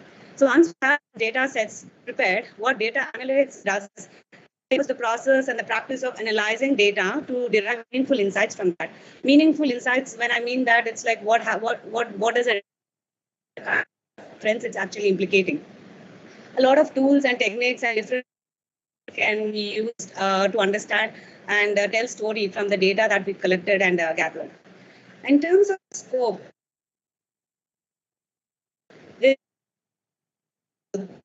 both data science type, both in India and abroad. And the rate at which information, there are more and more industries which are actually adopting data today to make decisions. And from an education point of view, there's demand both from the courses that are being offered and the job market, jobs that are actually coming up. Some of the profiles have been there. Some of the profiles are new, which can be created with what's going on right now. So it's a very exciting future from a data point of view that we have in both the fields, data science and data analytics per se. And in the industry, currently it's actually being used in manufacturing, retail, banking, e-commerce. There's actually no limitation on where the data and data science can be used to drive insights to it. Thank you so much, ma'am. Now moving on to how data analytics actually influences certain businesses. So this question can be taken up by any one of the panel members. So the question is, how does data analytics impact and add certain value to the business? So I'll just I'll take that, Shyam. I hope Yes. I'm audible. Yes, sir, you are. Okay, so I think there are a lot of new emerging technologies that are in play now. Obviously, machine learning comes to mind, artificial intelligence comes to mind, deep learning comes to mind. And all of these are now adding to organizations' competitive and differentiated sort of advantage, right? So question is, how are companies, harnessing the power of these technologies? Because earlier what was happening was the results were all, the benefits case was all in terms of labor substitution. But now we are actually moving from labor substitution to actually seeing increase in productivity and throughput. We are also seeing large scale decisions which are guided by um, modeling techniques that give precise answers in terms of looking into the future and telling where we can go or where the strategy can move towards. So from that perspective, I think data analytics or data science is definitely a competitive advantage, and companies are now spending more and more of their budgets or technology budgets in harnessing the power of this data. Yes, sir. Thank you so much for your valuable insights, sir. My next question would be to Ms. Asha. Ma'am, how do you think data analytics can help us bridge the gap between data and the decision making that is used using the data?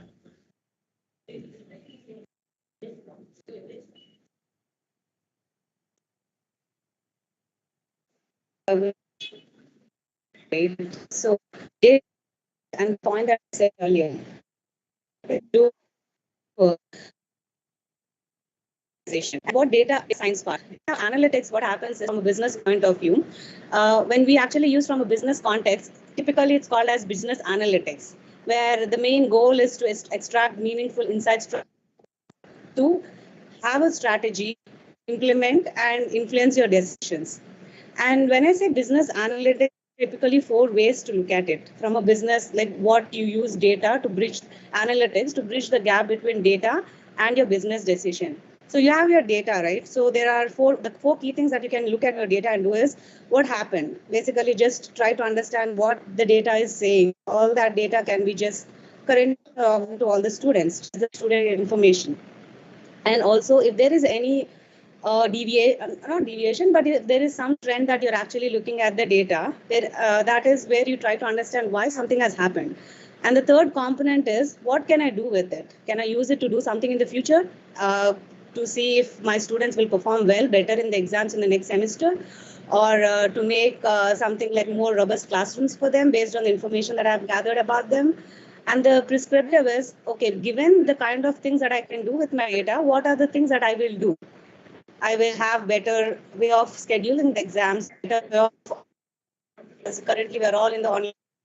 So once you have your data, right, all these analysis, all these step 1, step 2, step 3, step 4 that we can do is your data analytics. So what is happening is, internally, if some organizations that to take decisions on their gut based. Okay, sales is going down, fine, I'll increase in a particular segment. Versus today they have data to say which segment to go into. That is your data driven, the fact based data driven decision making. So from using your raw data to this decision making, these are the 4 ways in which data analytics is bridging that gap.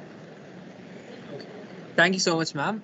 Ma'am, also, your voice is actually breaking initially when you were answering the question. Sure. Yes.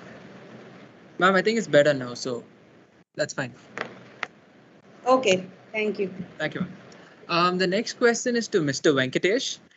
So how do you think data analytics is implemented in the field of finance in today's world? Yeah, so 2 things, right? One, when you say finance, there are 2 ways to look at it. One is to look at finance as a function, and the other one is to broadly cover banking and financial services as a whole. I hope I'm audible.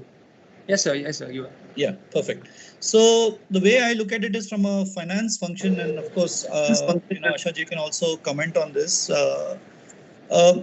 Traditionally, we are looking at performance KPIs as a means to analyze, I guess, financial data.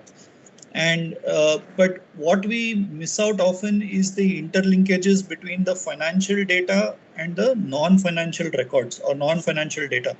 So, for instance, if I were to say that we are going to focus on sales or operating margin as one of the parameters for analyze or doing data analytics.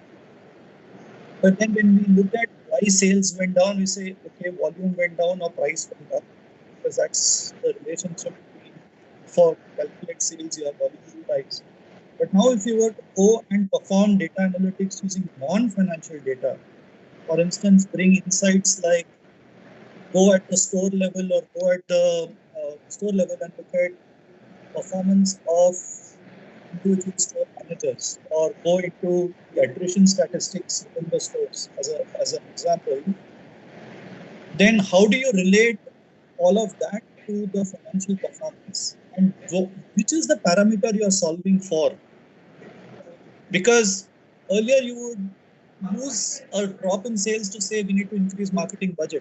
But is that the solution, or are we now going back and saying that our customer experience in store A is not as good as store B, and we need to benchmark it to some other industry standard. So I think that's a big shift happening in the way even CFOs in organizations are harnessing the power of data and data analytics to explain what and contributing to the strategy of the organization and trying to explain how a sales can be improved. Or and I'm just taking this as one of the examples. There are many other metrics that you can therefore start correlating. Right now, this is in the field of finance. But if I look at broadly banking and financial services, then there are many areas where we are seeing the use of data analytics and data science and data analytics, particularly fraud prevention. So previously you were looking at business rules that defined how to detect anomalies in large data. But today you are not only using defined rules, but you're also adding rules as you go along, because you are training the new models to learn based on what's happening in social media sites for, let's say, or trying to understand the behavior of an individual or a group of persons and trying to see how that can be incorporated into your fraud detection models, right? That's one of the examples. The other is in the area of credit, right? So, banks often take deposits and lend money. And earlier you submitted a lot of information and the banks went through a very rigorous process of understanding your credit history and so on and so forth. Now, they don't really need all of that information from you. They will take some information, some basic information. They are able to use the power of data analytics, scraping data from social media sites, from your books of records, from your credit history, banking transaction history, and they're able to pull all of this together. And not only is it beneficial to the banks in terms of improving the credit profile, but also the time it takes to process a loan has drastically come down today, right? So now we are talking in terms of fintech companies, at least we are talking in terms of competing in the in less than a minute, they're able to approve some of the loans up to a certain, like a certain limit. So I think that's where the competition is heading. So in my view, there are other areas like customer analytics and hyper personalization, improving the customer experience, algorithmic trading. So there are many areas where I think, data analytics and data science is being used in the field of finance, and particularly banking and financial services. Thank you so much, sir. I'm sure many of our students are interested in implementing analytics in the banking or in the finance industry as well. So thank you so much for that answer, sir. My next question would be to Ms. Asha. Ma'am, since a lot of us talk about big data, what are big data analytics and what is the buzz around it at the corporate level? Sure. Thank you, Sham. So to start off, right, what is big data, right? We have data, but what is big data? So if you go right, all of the buzz started way back in early 2010 and 12 actually. Prior to that, the amount of data that we were collecting is more or less an Excel sheet. I could have from a very pharma level actually. In a retail level, yes, I still would go to some MS Access or something, but not so vast that I would need something like a Hadoop, something like a cloud to store. So when I say the transition, right, it's few amount of rows of information, which predominantly used to be an overall sales or something that I would probably as an organization, as a corporate, look at, implement my strategies to understand each and every detail of your customer. Like from the time you open your phone to the time you put an alarm and sleep in the night, I as an organization from a smartphone industry, know information about all of that. So to store that much amount of information, right, is where the word big data has come, the humongous amount of data. And to store that, the regular Excel sheets or the regular Microsoft Access, these weren't sufficient. So the technology that adapted to store this information is all the big data storage has happened. When we have to do analytics, right, the analytics we perform on this level of information, this details granular level of information that we collected is actually the big data analytics. So it's just shifted from data to data analytics to big data analytics. Since the regular tools and technologies were not sufficient to extract this information, we have actually gone into the complex processing of examining this big data to uncover that information, the hidden patterns. So the reason we are collecting all this information is the corporations want to know more about customers. They want to be more personalized. They don't want to just know in particular area in Bangalore, what can I do? No. In Bangalore, if I have a particular customer, say, Asha, what can I do for her? That is the level at which all the corporates are trying to get to, be it retail industry, be it manufacturing industry, be it healthcare industry, right? So the analysis, the patterns, the correlations, and the trends that companies want to understand is what the big data analytics shift has happened to. It's basically a form of advanced analytics, and it involves all the predictive modeling, statistical algorithms, what if analysis, which is powered by these analytical systems. And if you ask me why it is important, right, the point which I mentioned, I as a company want to know more about my customer, want to do more for my customer. So I as an organization also want to be more effective in my marketing strategies, my strategic vision, okay, my goals as an organization. And the point which Venkatesh sir has said, and to adding to that, right, the financial part. Yes, there's a banking industry where you can use your big data, but for every organization, irrespective of your industry, there's a finance section, which is your like the decision makers, the end objectives in terms of where my money goes, etc. All of that, right? Earlier, it was not so much data driven. It's not from I'll take the customer data and I'll do all the investments, budgeting, and everything. But now they want to understand, okay, for a particular customer, if I've invested 10 rupees and he's only giving me 100 rupees, and now I know a particular geography he's in is actually going down, right? Should I go and invest 500 rupees to get them back? Is it worth my money? Will I get back the 100 rupees or not? You don't know, right? I have historical information, and I can actually try and figure out if my 500 worth, my marketing effort is worth getting my 100 rupees back for me. Okay, and that is where it happens. It's not just in terms of sales, but it's also in terms of bottom line revenue for the organizations. So this is how the corporate's mindset is actually thinking. The financial division of any sector is thinking on how to use analytics, which is it could be a customer, it could be a particular retail stores if I'm having retail stores, or it could be a hospital, or it could be patient, anything basically. That is why the whole importance of big data analytics has evolved over time. Thank you so much, ma'am. I'm sure that most of the students, all the student community would have known that marketing has transformed from just selling products to having a human touch to it. But now I'm sure they've also understood the back end of how to produce that human touch in today's world. So thank you so much, ma'am. My next question is to Ms. Munmun. Ma'am, how do you think data analytics can be integrated in video data?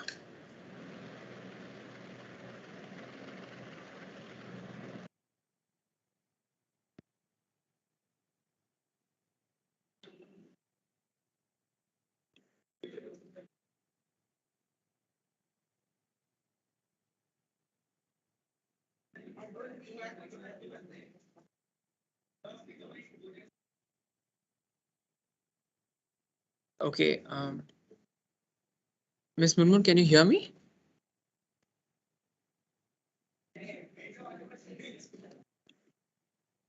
Okay, I think ma'am has a network issue. So we will get back to this question once ma'am fixes the technical glitches. Am I Sorry to audible? interrupt. Yes, Am I ma'am. audible? Yes. Now you are. Actually, you were on mute. Yeah. Now we can. Oh, okay, hear. okay. Yeah, sorry for the inconvenience. Yeah. So it was pretty interesting question, like how we can like relate to data analytics and how it is carried down with video. So before going to that point, like let us understand like what is video, right? So video is nothing but collection of images, and as we all know, right, image is nothing but a thousand. It worth 1,000 words is an adage, right? So it can give various meaningful insights. So the main goal of the video analytics is to like automatically recognize the temporal and spatial events in videos. Okay, so a person who moves suspiciously, some traffic signs. So these are some examples which I'm taking about. So if the traffic signals are not obeyed, a sudden appearance of some flames, some smoke, the athletes to take a critical look at the performance, and many more. Like wherever like videos are involved, we can surely go on with the video analytics. And this is the area where like AI, computer vision, NLP, that is a natural language processing, have a great role to deal with such video analytics. I guess my voice is clear to everyone now.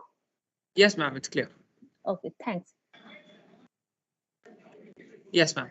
Thank you so much for that, ma'am. I'm sure there are a ton of students in our college who are into the media domain of analytics. So they obviously will utilize whatever you said until now in their field of passion.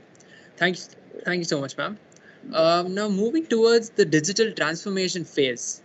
Mr. Venkatesh, sir, this question could be put out to you. So could you Sure. please answer? Yeah. So COVID-19 has obviously impacted data analytics. So how do you think it has caused this transformation that we are undergoing right now? Yeah, it's a great question. So I think prior to COVID-19, all these technologies were known, but for us to understand, why we think there has been a massive transformation, let's understand what happened during COVID-19 first, right?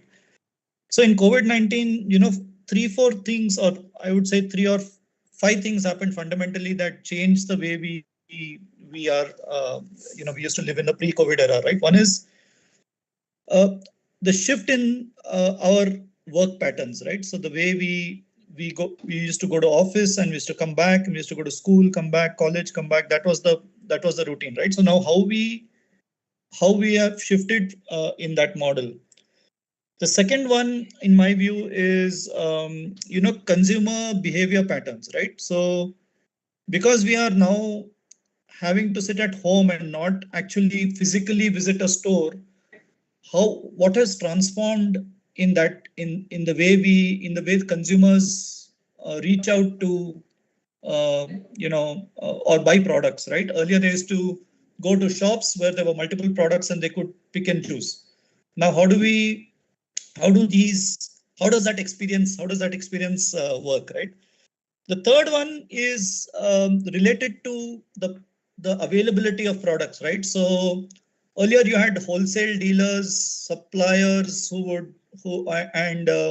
would stock up these shops, and in today's environment, what's their role, right? So how are the supply chains working, right? From the time of raw material procurement to manufacturing and then delivering to the ultimate customer. So there is a massive disruption in the supply chain.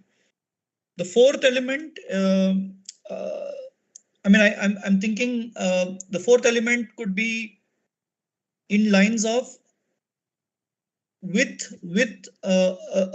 this advent of a lot of new technologies, there is an increasing shortage of skills. Okay, so because you are now fundamentally changing the way you are thinking about how the delivery mechanism is going to work in the new normal, the traditional roles and the traditional methods of doing work has changed, and therefore there is a skill shortage and people need to retool and reskill to cater to the new normal. And the fifth one, which is to do with the public at large, is we saw that when COVID hit us, we realized the access of healthcare to across the country was very poor, right? I mean, even the quantum of healthcare was very poor. So how does one know and be able to give optimally utilize the existing healthcare resources and still provide access to a majority of the population, right? So these were some of the key things that happened in COVID, and that's what really accelerated. So the technology was there, but it brought the technology to the forefront, right? So in a survey that was recently run, I think it was PwC or Accenture, if I'm not mistaken, but they said 86% of CEOs interviewed said that AI is going to be the mainstream technology in the coming, and the backbone of AI is all data and data analytics, right? So tech is definitely come to the forefront of everything. The other aspect, in my view, is the way business models are evolving, right?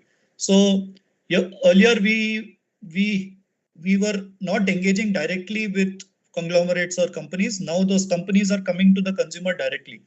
For this, they are harnessing the potential of data analytics, hyper personalization, giving you spot offers which are very customized to me versus, let's say, Sham, yourself, or Miss Asha, Miss Munmun, right? So how do the companies gear up or change their thought process along that line, right?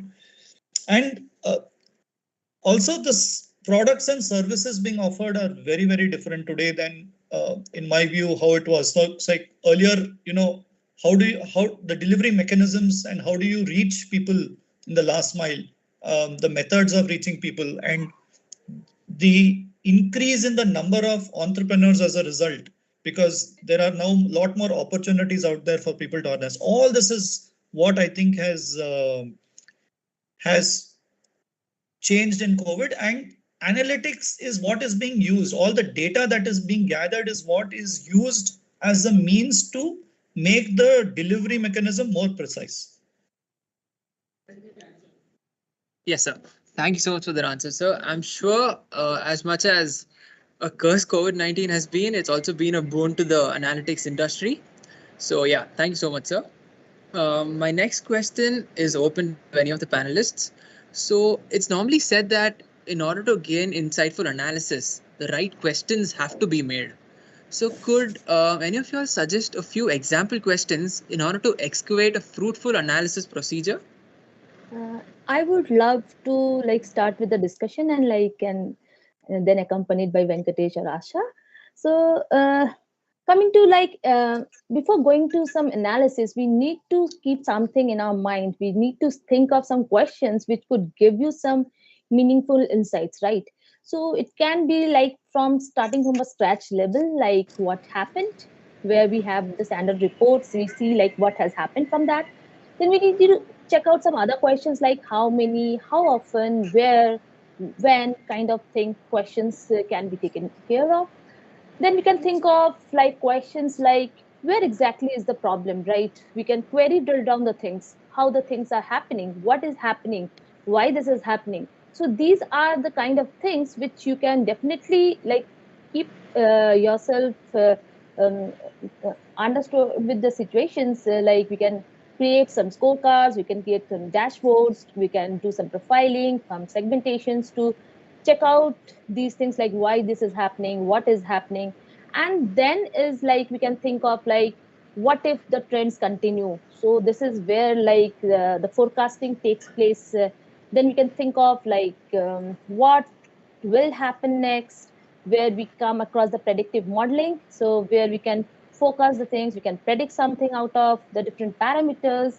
And finally, like we can go with some optimization where we can ask some questions like what's the best that can happen, or what is the worst thing that is related to some negativity, what is the best thing that is related to some positive outcomes kind of thing, right? So these all are like related to different stages of analytics, being it like starting from a descriptive analytics, then diagnostics, some predictive and prescriptive. So these kind of questions you can definitely think of while you go on to strategize something. So if anybody wants to add to this, you can, like, I welcome you all for that as well. Yeah, sure. Venkatesh, do you want to go or can I go ahead? No, please, Asha ji, please go. So yes, like thank you, Moonmoon, for all the inputs on how actually we need to perform an analysis. So just put it short, right? Like we call something called problem solving, right? When we say problem solving, what do? We actually have a business problem stated, okay? And then we'll go ahead and say, okay, then we have a lot of things that are going on. And there is a lot of information that actually comes up with the business problem that we have had, right? So most of the times what happens is we have a lot of data, we have a lot of questions when we have actually given a business question. The important thing is, and we also have an objective on what to do after that business problem is stated. The important thing is how do we connect those two dots? And that is where, I mean, they basically are going from A, which is a business problem, to B, which is your final decision. What do you make out of it? That is where the part of the right questions comes into place, and the right usage of your data and the metrics, which I think will follow on any analysis happens. We come up with something called hypothesis in a business problem. I will think 10,000 reasons on why something has happened. Say, for example, sales are going down. Okay, but you have to ask, like, the sales could be going down because I have a regional way of declination, or a product in a particular, like I have different devices and the mobile app is not working. Or a particular segment of customers are not performing. But fundamentally, that particular question has to come after. Ask the question, is the sales declining expected or is it abnormal?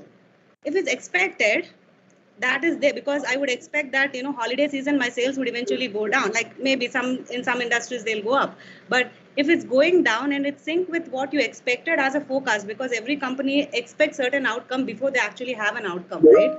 So you actually save certain amount of time into digging deep, understanding, segmenting, answering all the 20,000 questions you probably have. Okay, you probably can stop at first 1-2 questions versus going into the deep dive analysis and figuring out at the end of like 20th question. So asking that right question, is this what you're asking us to look at this because we don't expect this to happen, because you have launched something and you expected an upward trend versus you're seeing a downward trend. So those are the questions from a business point. Even if you're a data analyst, even if you're a data scientist, even if you're new to the data as a world, right? These are general best business questions we have to ask. We have to start thinking like a business performance, so that given the amount of data you have, given the amount of questions you can answer, it will save a lot amount of time and put you in the right direction and come up with an optimal solution in a much shorter time rather than the longer time. That's why asking the right questions. And yes, we have to have all the factors, all the questions out there on our dashboard. But how do we go from A to B? Because if you're going from one place to other place, you can walk, you can go by cycle, you can fly, anything you choose. Shortest, most efficient, cost effective is what I would want from a business point of view. So that is how people, because you're starting off on this journey, right? I would encourage all of you to start thinking like this, rather than just getting into the data harsh, like getting into trying to answer some question because somebody has asked you. Like, don't go there. That is not first step. That is the last step. First, understanding of business and asking why you are doing what is very important because you're all going to be the future of data. Like, you probably would be heading some big data companies down the lane 10, 15 years, who knows, right? But if you build your structure like this from the beginning, you'll be an effective and efficient data leaders. So, yeah. And coming from commerce background, right, you already you would be thinking from a business impact, business efficiency. But now data is just making you much, much, much smarter, much more reliable. So that is how you have to really harness the power of questioning your business question before solving it. Thank you so much, ma'am. Venkatesh sir, do you have anything to add on? I think in the interest of time, we'll move on. I think Asha ji Yes. and Munmun ji covered everything, so we could. Sure, sir. We can do that. So now moving on to the phase of digital acceleration. My question is to Ms. Munmun. Ma'am, what do you think the relation between data science, data analytics, and digital acceleration is? Yeah, let me check. I audible again, right? Yes, ma'am, you are. Fine. So like Asha has already explained you like what is data analytics, what is data science, and let us see like what is the relationship between like data analysis, data science, and digital acceleration. Yes, there is of course a relation between all of the three. Like we have already discussed this part. Like successful execution of any digital transformation or digital acceleration would require like the elevating of the data sets, do some analytics on it, see the problem statement, evaluate something out of it, then go with the daily business processes, and the people you should align towards the business goals and outcomes, right? So in fact that the people, the processes, and the data are the organization's richest assets, which we always consider, right? So, and by addressing these assets together and finding out some meaningful insights from these data, so businesses can create transformative outcomes, and these are like very helpful in making some good managerial decisions. So in this way, like we can incorporate all the three steps together, we can correlate it and build to a like great digital acceleration. Thank you so much, ma'am. So my next question would be to Mr. Venkatesh. So how do you think digital acceleration has an impact in changing the strategic thinking and the direction of a company? Yeah, it's a great question, and I think the way I want to answer that is kind of look at, you know, what are the large scale changes that organizations are bringing about, right? As they look at these new technologies and change their strategy. So first and foremost, right, in an organization that has been running for, let's say, a century, or there are broadly two categories, right? One are these born digital companies, that are companies that were born in this era where their starting point was collecting data, bringing customers on board, and therefore they have been relatively faster in adopting the technology and implementing solutions which are more customer centric and more personalized.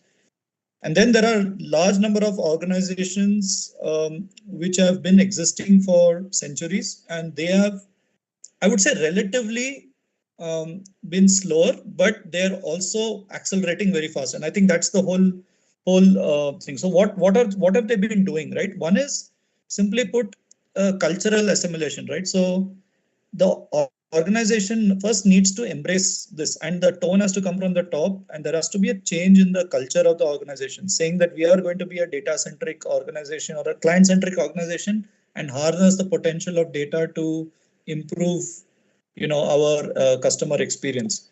So the culture in the organization has to change. Data shouldn't be feared, it should be embraced and incorporated into day-to-day life, right? Second, as we were speaking earlier, what is the problem to be solved? So what is the framework within which we are building our data strategy? I think that has to be very, very clear for the organization. And to me, this is a major shift happening in the organization, where so far we were only thinking about outcomes and what we have to give to a regulator, or what we have to the product we have to manufacture for the customer, and so on and so forth. But now we are forced to think the data that we need, and how that data, what is the problem we are solving, and then what data we need to solve that problem, and do we have all the data in the correct format. And the definition of data itself has expanded, as you know. We have been speaking about structured data and unstructured data, right? So it's not just numbers anymore. Every action, every click, every path we take in a shop is being monitored through cameras, through scraping of data from the internet and from our social media sites. Every single thing is being looked at now as data, right?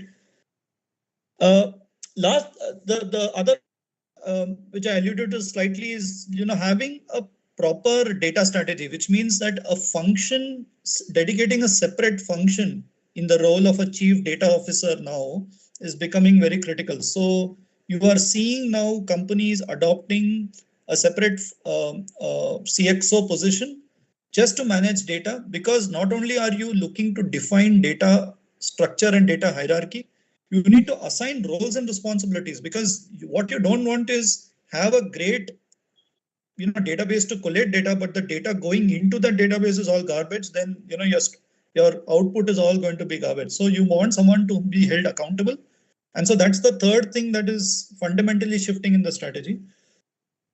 The fourth thing I would say is, how is this impacting your employees, right? So in terms of training, so basically, with the advent of new technology and the change in the method of doing work, there are two things happening. One is you have to upskill your employees. That means you have to, you're not talking about 100 people shops. You're talking about organizations that have 200,000 people, 300,000 people who have been working there for 10, 15 years. You're asking them now to shift and learn new technologies. That's a phenomenal, or what should I say, a big change that has to take place. And mind you, you are then have to tell them, how do you apply those skills now into the roles that you are carving out, right? So I think this is where this is where for the people on this call who are listening, and there is immense potential, because you are coming with such fresh minds and a different thought process compared to, let's say, some of the existing people in organizations. And perhaps you have to now look at how the skills that you all bring and the domain that exists in the industry can marry beautifully, right? And the last thing I would say, which is not organization related, but even at a country level or at a state level, and therefore in a way interacts with the organization, is the public policy. So even governments are now forced to sit back and think of public policy changes that are needed, large scale public policy changes, right? So you're talking about data privacy issues, you're talking about safety nets, you're talking about regulations, ethical considerations.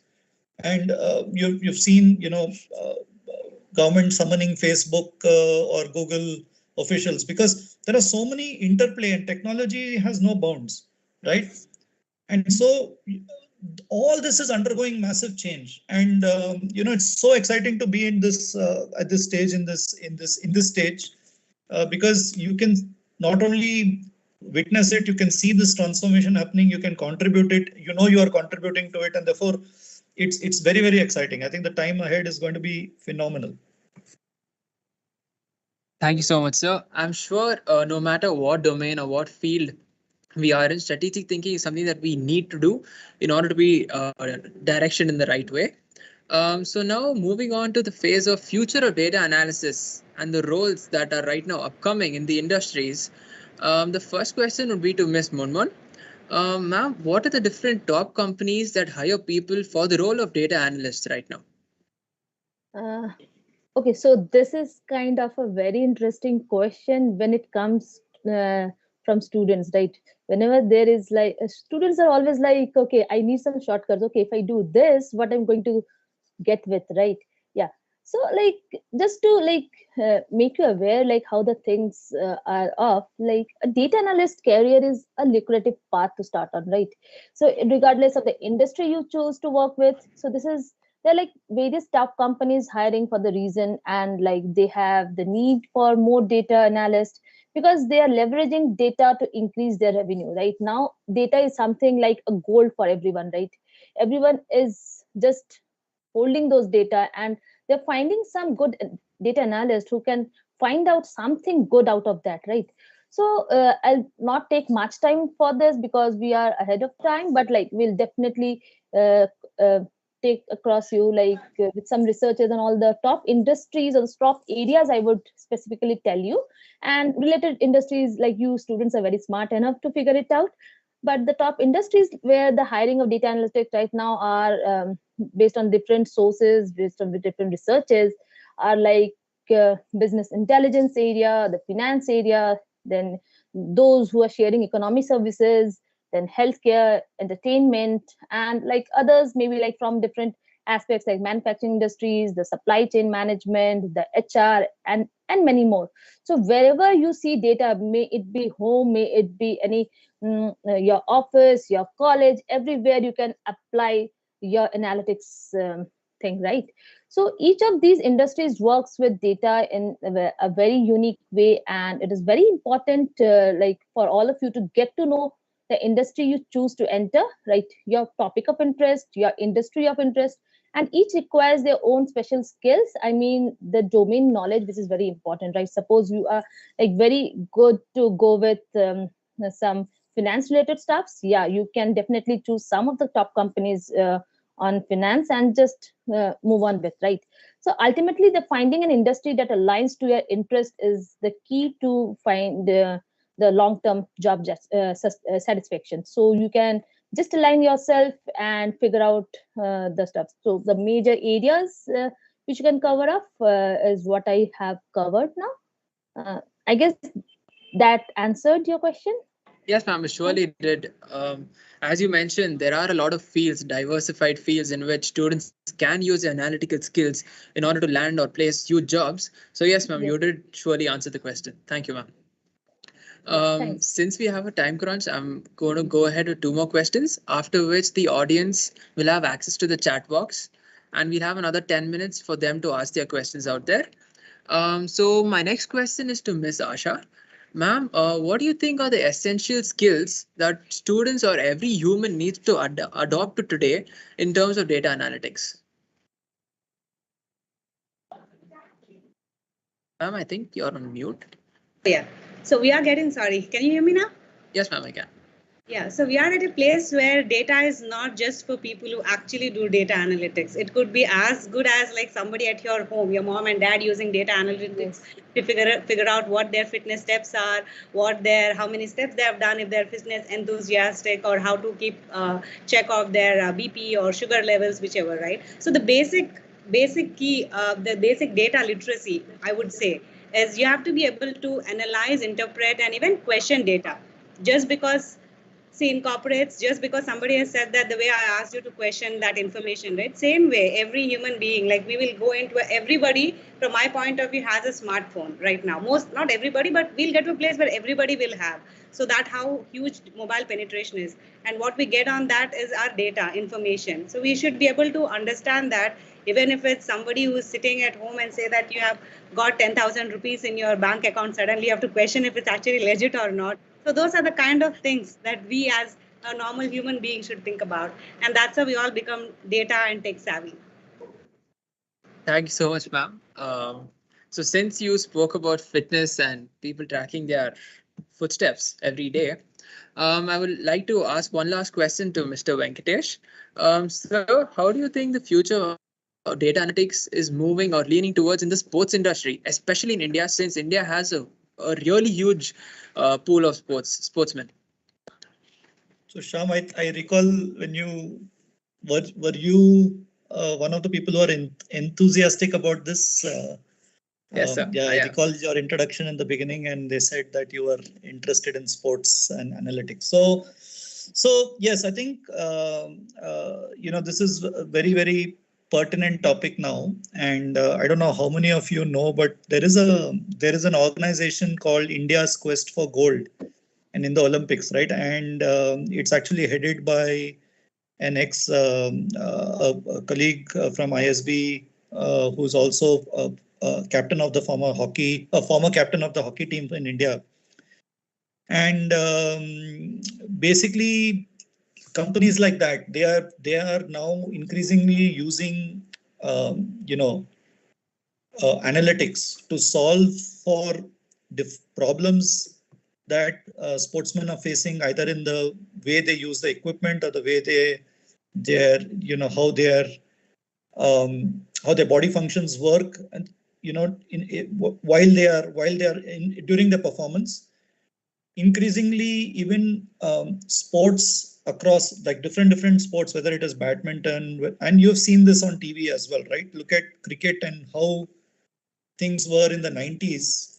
right? When Channel 9 was showing cricket live versus how cricket is telecast today with a load of analytics being displayed on the screen, including how they're projected on the field as if giving the impression that it's written on the field, right? All the numbers are written on the field. So you can clearly see that analytics is being used to an extent that now teams are able to map which bowler should shadow which batsman, or how the field placement should be kept at the time of, I'm just taking the analogy of cricket here, but US, the military has been using this for decades, right? And they have been using it for multiple reasons, for, increase the performance of soldiers, etc. But now that technology has become much more accessible. So obviously, sports is one. There are high precision industries like defense, aeronautics, etc., where again this has been used for a long time. But you're also looking at small things like, what's the friction created by the material, the swimming costume that swimmers wear, and if we change that design or change the fabric, what's the nanosecond improvement, or because in Olympics it's all about the millisecond and nanosecond. That's the differential you see between the winner and the coming second or third. So there is a lot of potential. See, it again boils down to everything that we were saying, right? At the end of the day, what is the problem you're trying to solve, and do you have the data? So now the industry is evolved to starting to collect and becoming aware and collecting all this information. But then look at the change in technology. Now you can use video, you can record videos, digital videos, and actually analyze these movements, right? So earlier you were only recording time, right? Somebody was running, Milka Singh was running around the field, and you're recording how fast he is. You've seen the movies, and I've also seen only through the movies how his performance improved over time. But today, that is of course that is happening, but you're also utilizing tons and tons of data to sort of and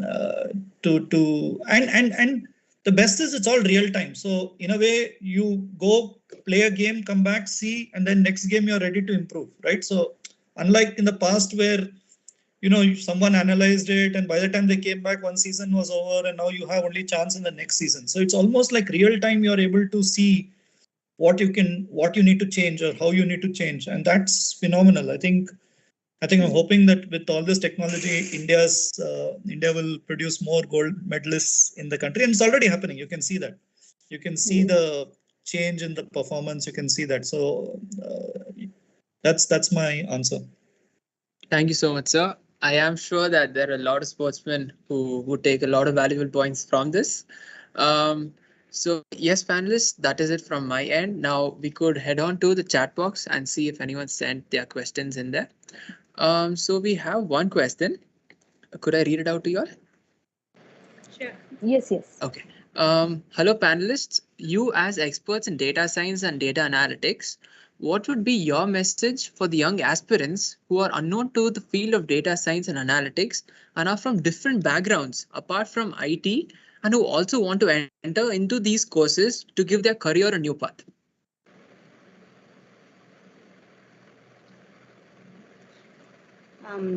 I can go ahead with that question. Sure. So I think as most of the discussions that we went, right, the data and analytics, it will be a part, it has actually never been a part and parcel of commerce before, from where it was 10 years back. Okay, it actually shifted. So there was no finance analytics concept before. So it's changing. So the same way right now, so people used to segregate as non-tech and tech. But right now the non-tech people are also learning tech. So evolution is happening so fast that eventually there'll be a point where everybody will be in a place that they have to take. There are certain courses that have only been at engineering level. Now they're at school level. So data analytics will also eventually become an essential for everybody, and technically, and people will not be in a place that, oh, you are a tech versus non-tech. It will just be it will just be very natural. That is how it will evolve eventually.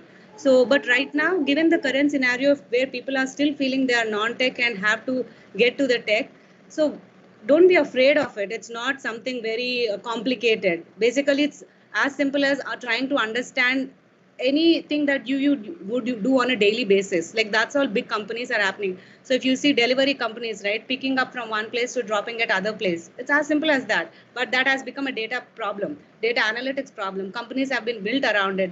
So everything starts off with some very basic. It's a very non-tech problem will become a tech problem.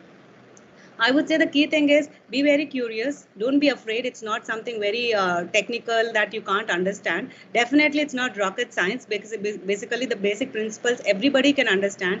So it's as good as understanding problem solving. And if you keep following the current trends and the current changes that are happening in the market, I think that is how you can. It's not always about going to a college or going to taking up a course. Your interest should start before that, and college and courses will amp up to land you in the place that actually suits best to you. Like Munmun also said, something which is you're interested in sports, charm. So all of this is something coming out of your own curiosity. You're amping up with the courses that you're taking, and the field that you would want is all of this learning will actually get you into the place where that domain interests you. So yeah, that would be my answer for that.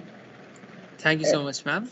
Yeah, I would like to add to Asha's thing, like, Sure. yeah, your students, like, especially from the students from MBAs or commerce, they feel like, okay, programming is very terrifying kind of thing, right?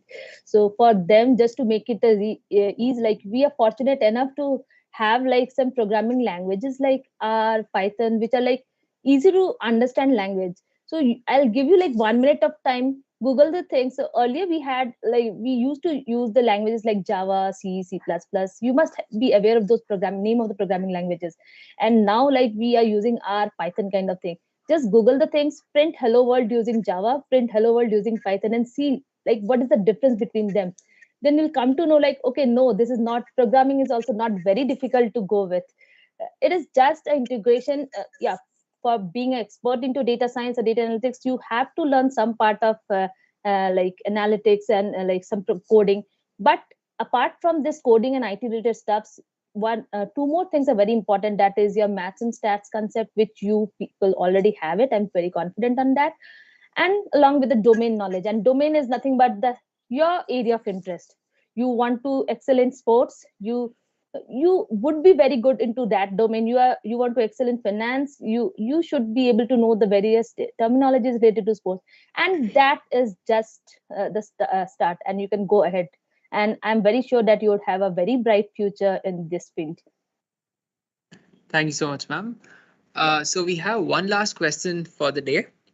What is the role of cyber analytics in cyber security? Yes, cyber analytics is something which is also very important. You must have heard of the frauds that are happening. The security is something very important. Now, since the data is increasing, the security of data is again very important, right? So this is where the cyber analytics and things takes place. Then the anomaly detection, fraud detection, there are some stuffs which comes across in these kind of analytics. Yes. Okay. Ma'am, you're on mute. Asha, ma'am, you're on mute. I'll add just one point to that. Yes, ma'am. So the reason why it is very important, right, especially the parts where Venkatesh mentioned and Munmun also said, the COVID times, everybody started adopting to digitalization more, right? Everybody is more okay with sharing their information where it's all there out there, versus before we don't want, because we want everything to be not on the paper, not somewhere stored, right? So we are actually more, until unless they're very strict policies, it's also a part of us that we have to protect our information, protect our data. And that is one of the reasons why all the cyber security companies are there, that particular cyber analytics happen, because they are doing it on our behalf to keep us as customers safe. So, yeah. Thank you so much, ma'am. Okay, so that's the end of the Q&A session with our experts. I thank all the members of the panel for answering every question in the best possible way. I'm sure our audience has absorbed a lot of valuable key points from today's session. Thank you, Ms. Asha. Thank you, Ms. Munmun, and thank you, Mr. Venkatesh. Over to Tess. Thank you, Shyam. Thank you so much. Really enjoyed it. Thank you, everybody. Yeah, it was really a good session. Thank you, Shyam. Dear participants, kindly note that the link for the feedback form is posted on the chat box. Kindly do fill in your valuable feedback. As we have come to the end of the webinar, I now invite Ms. Sanjana SI, co-convener of the webinar, to deliver the vote of thanks.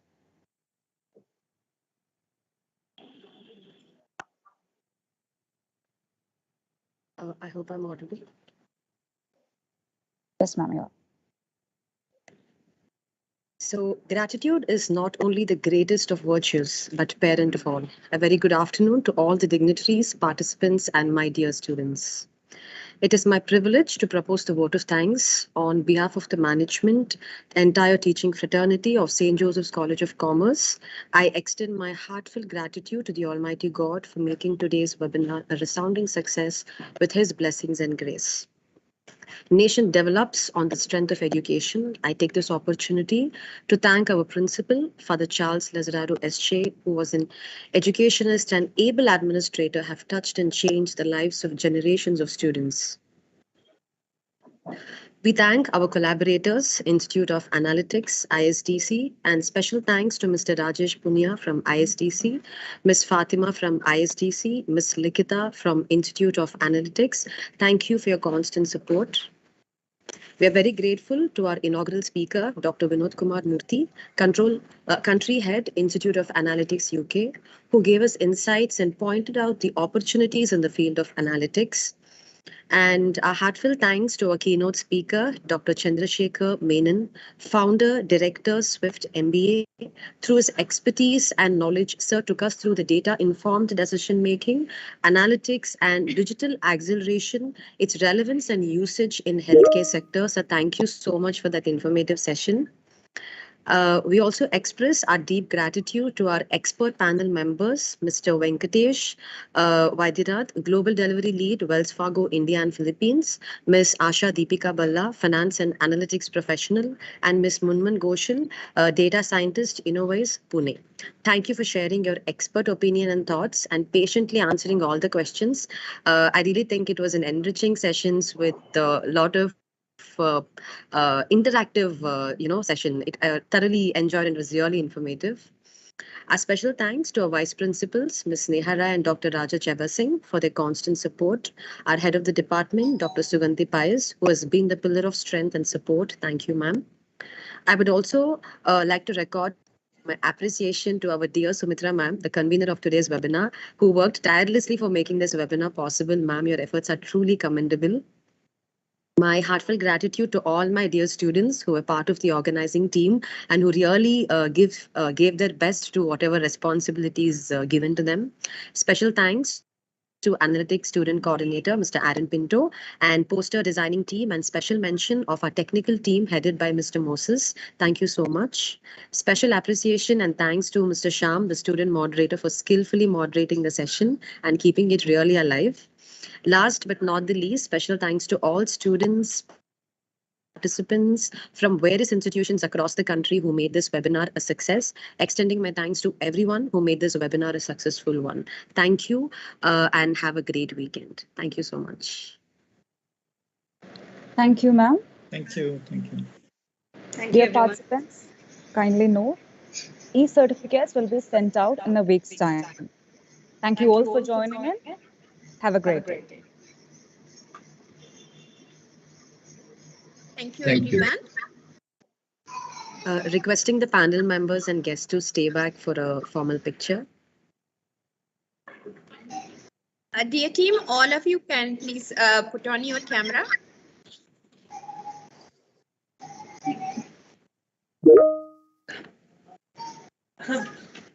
It's okay.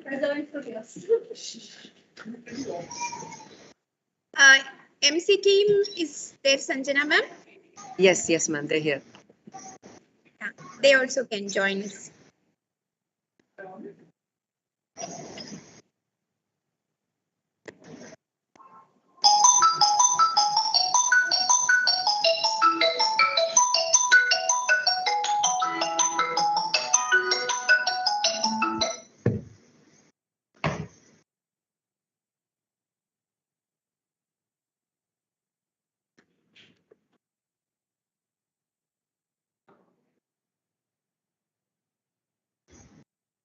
Sumitra ma'am.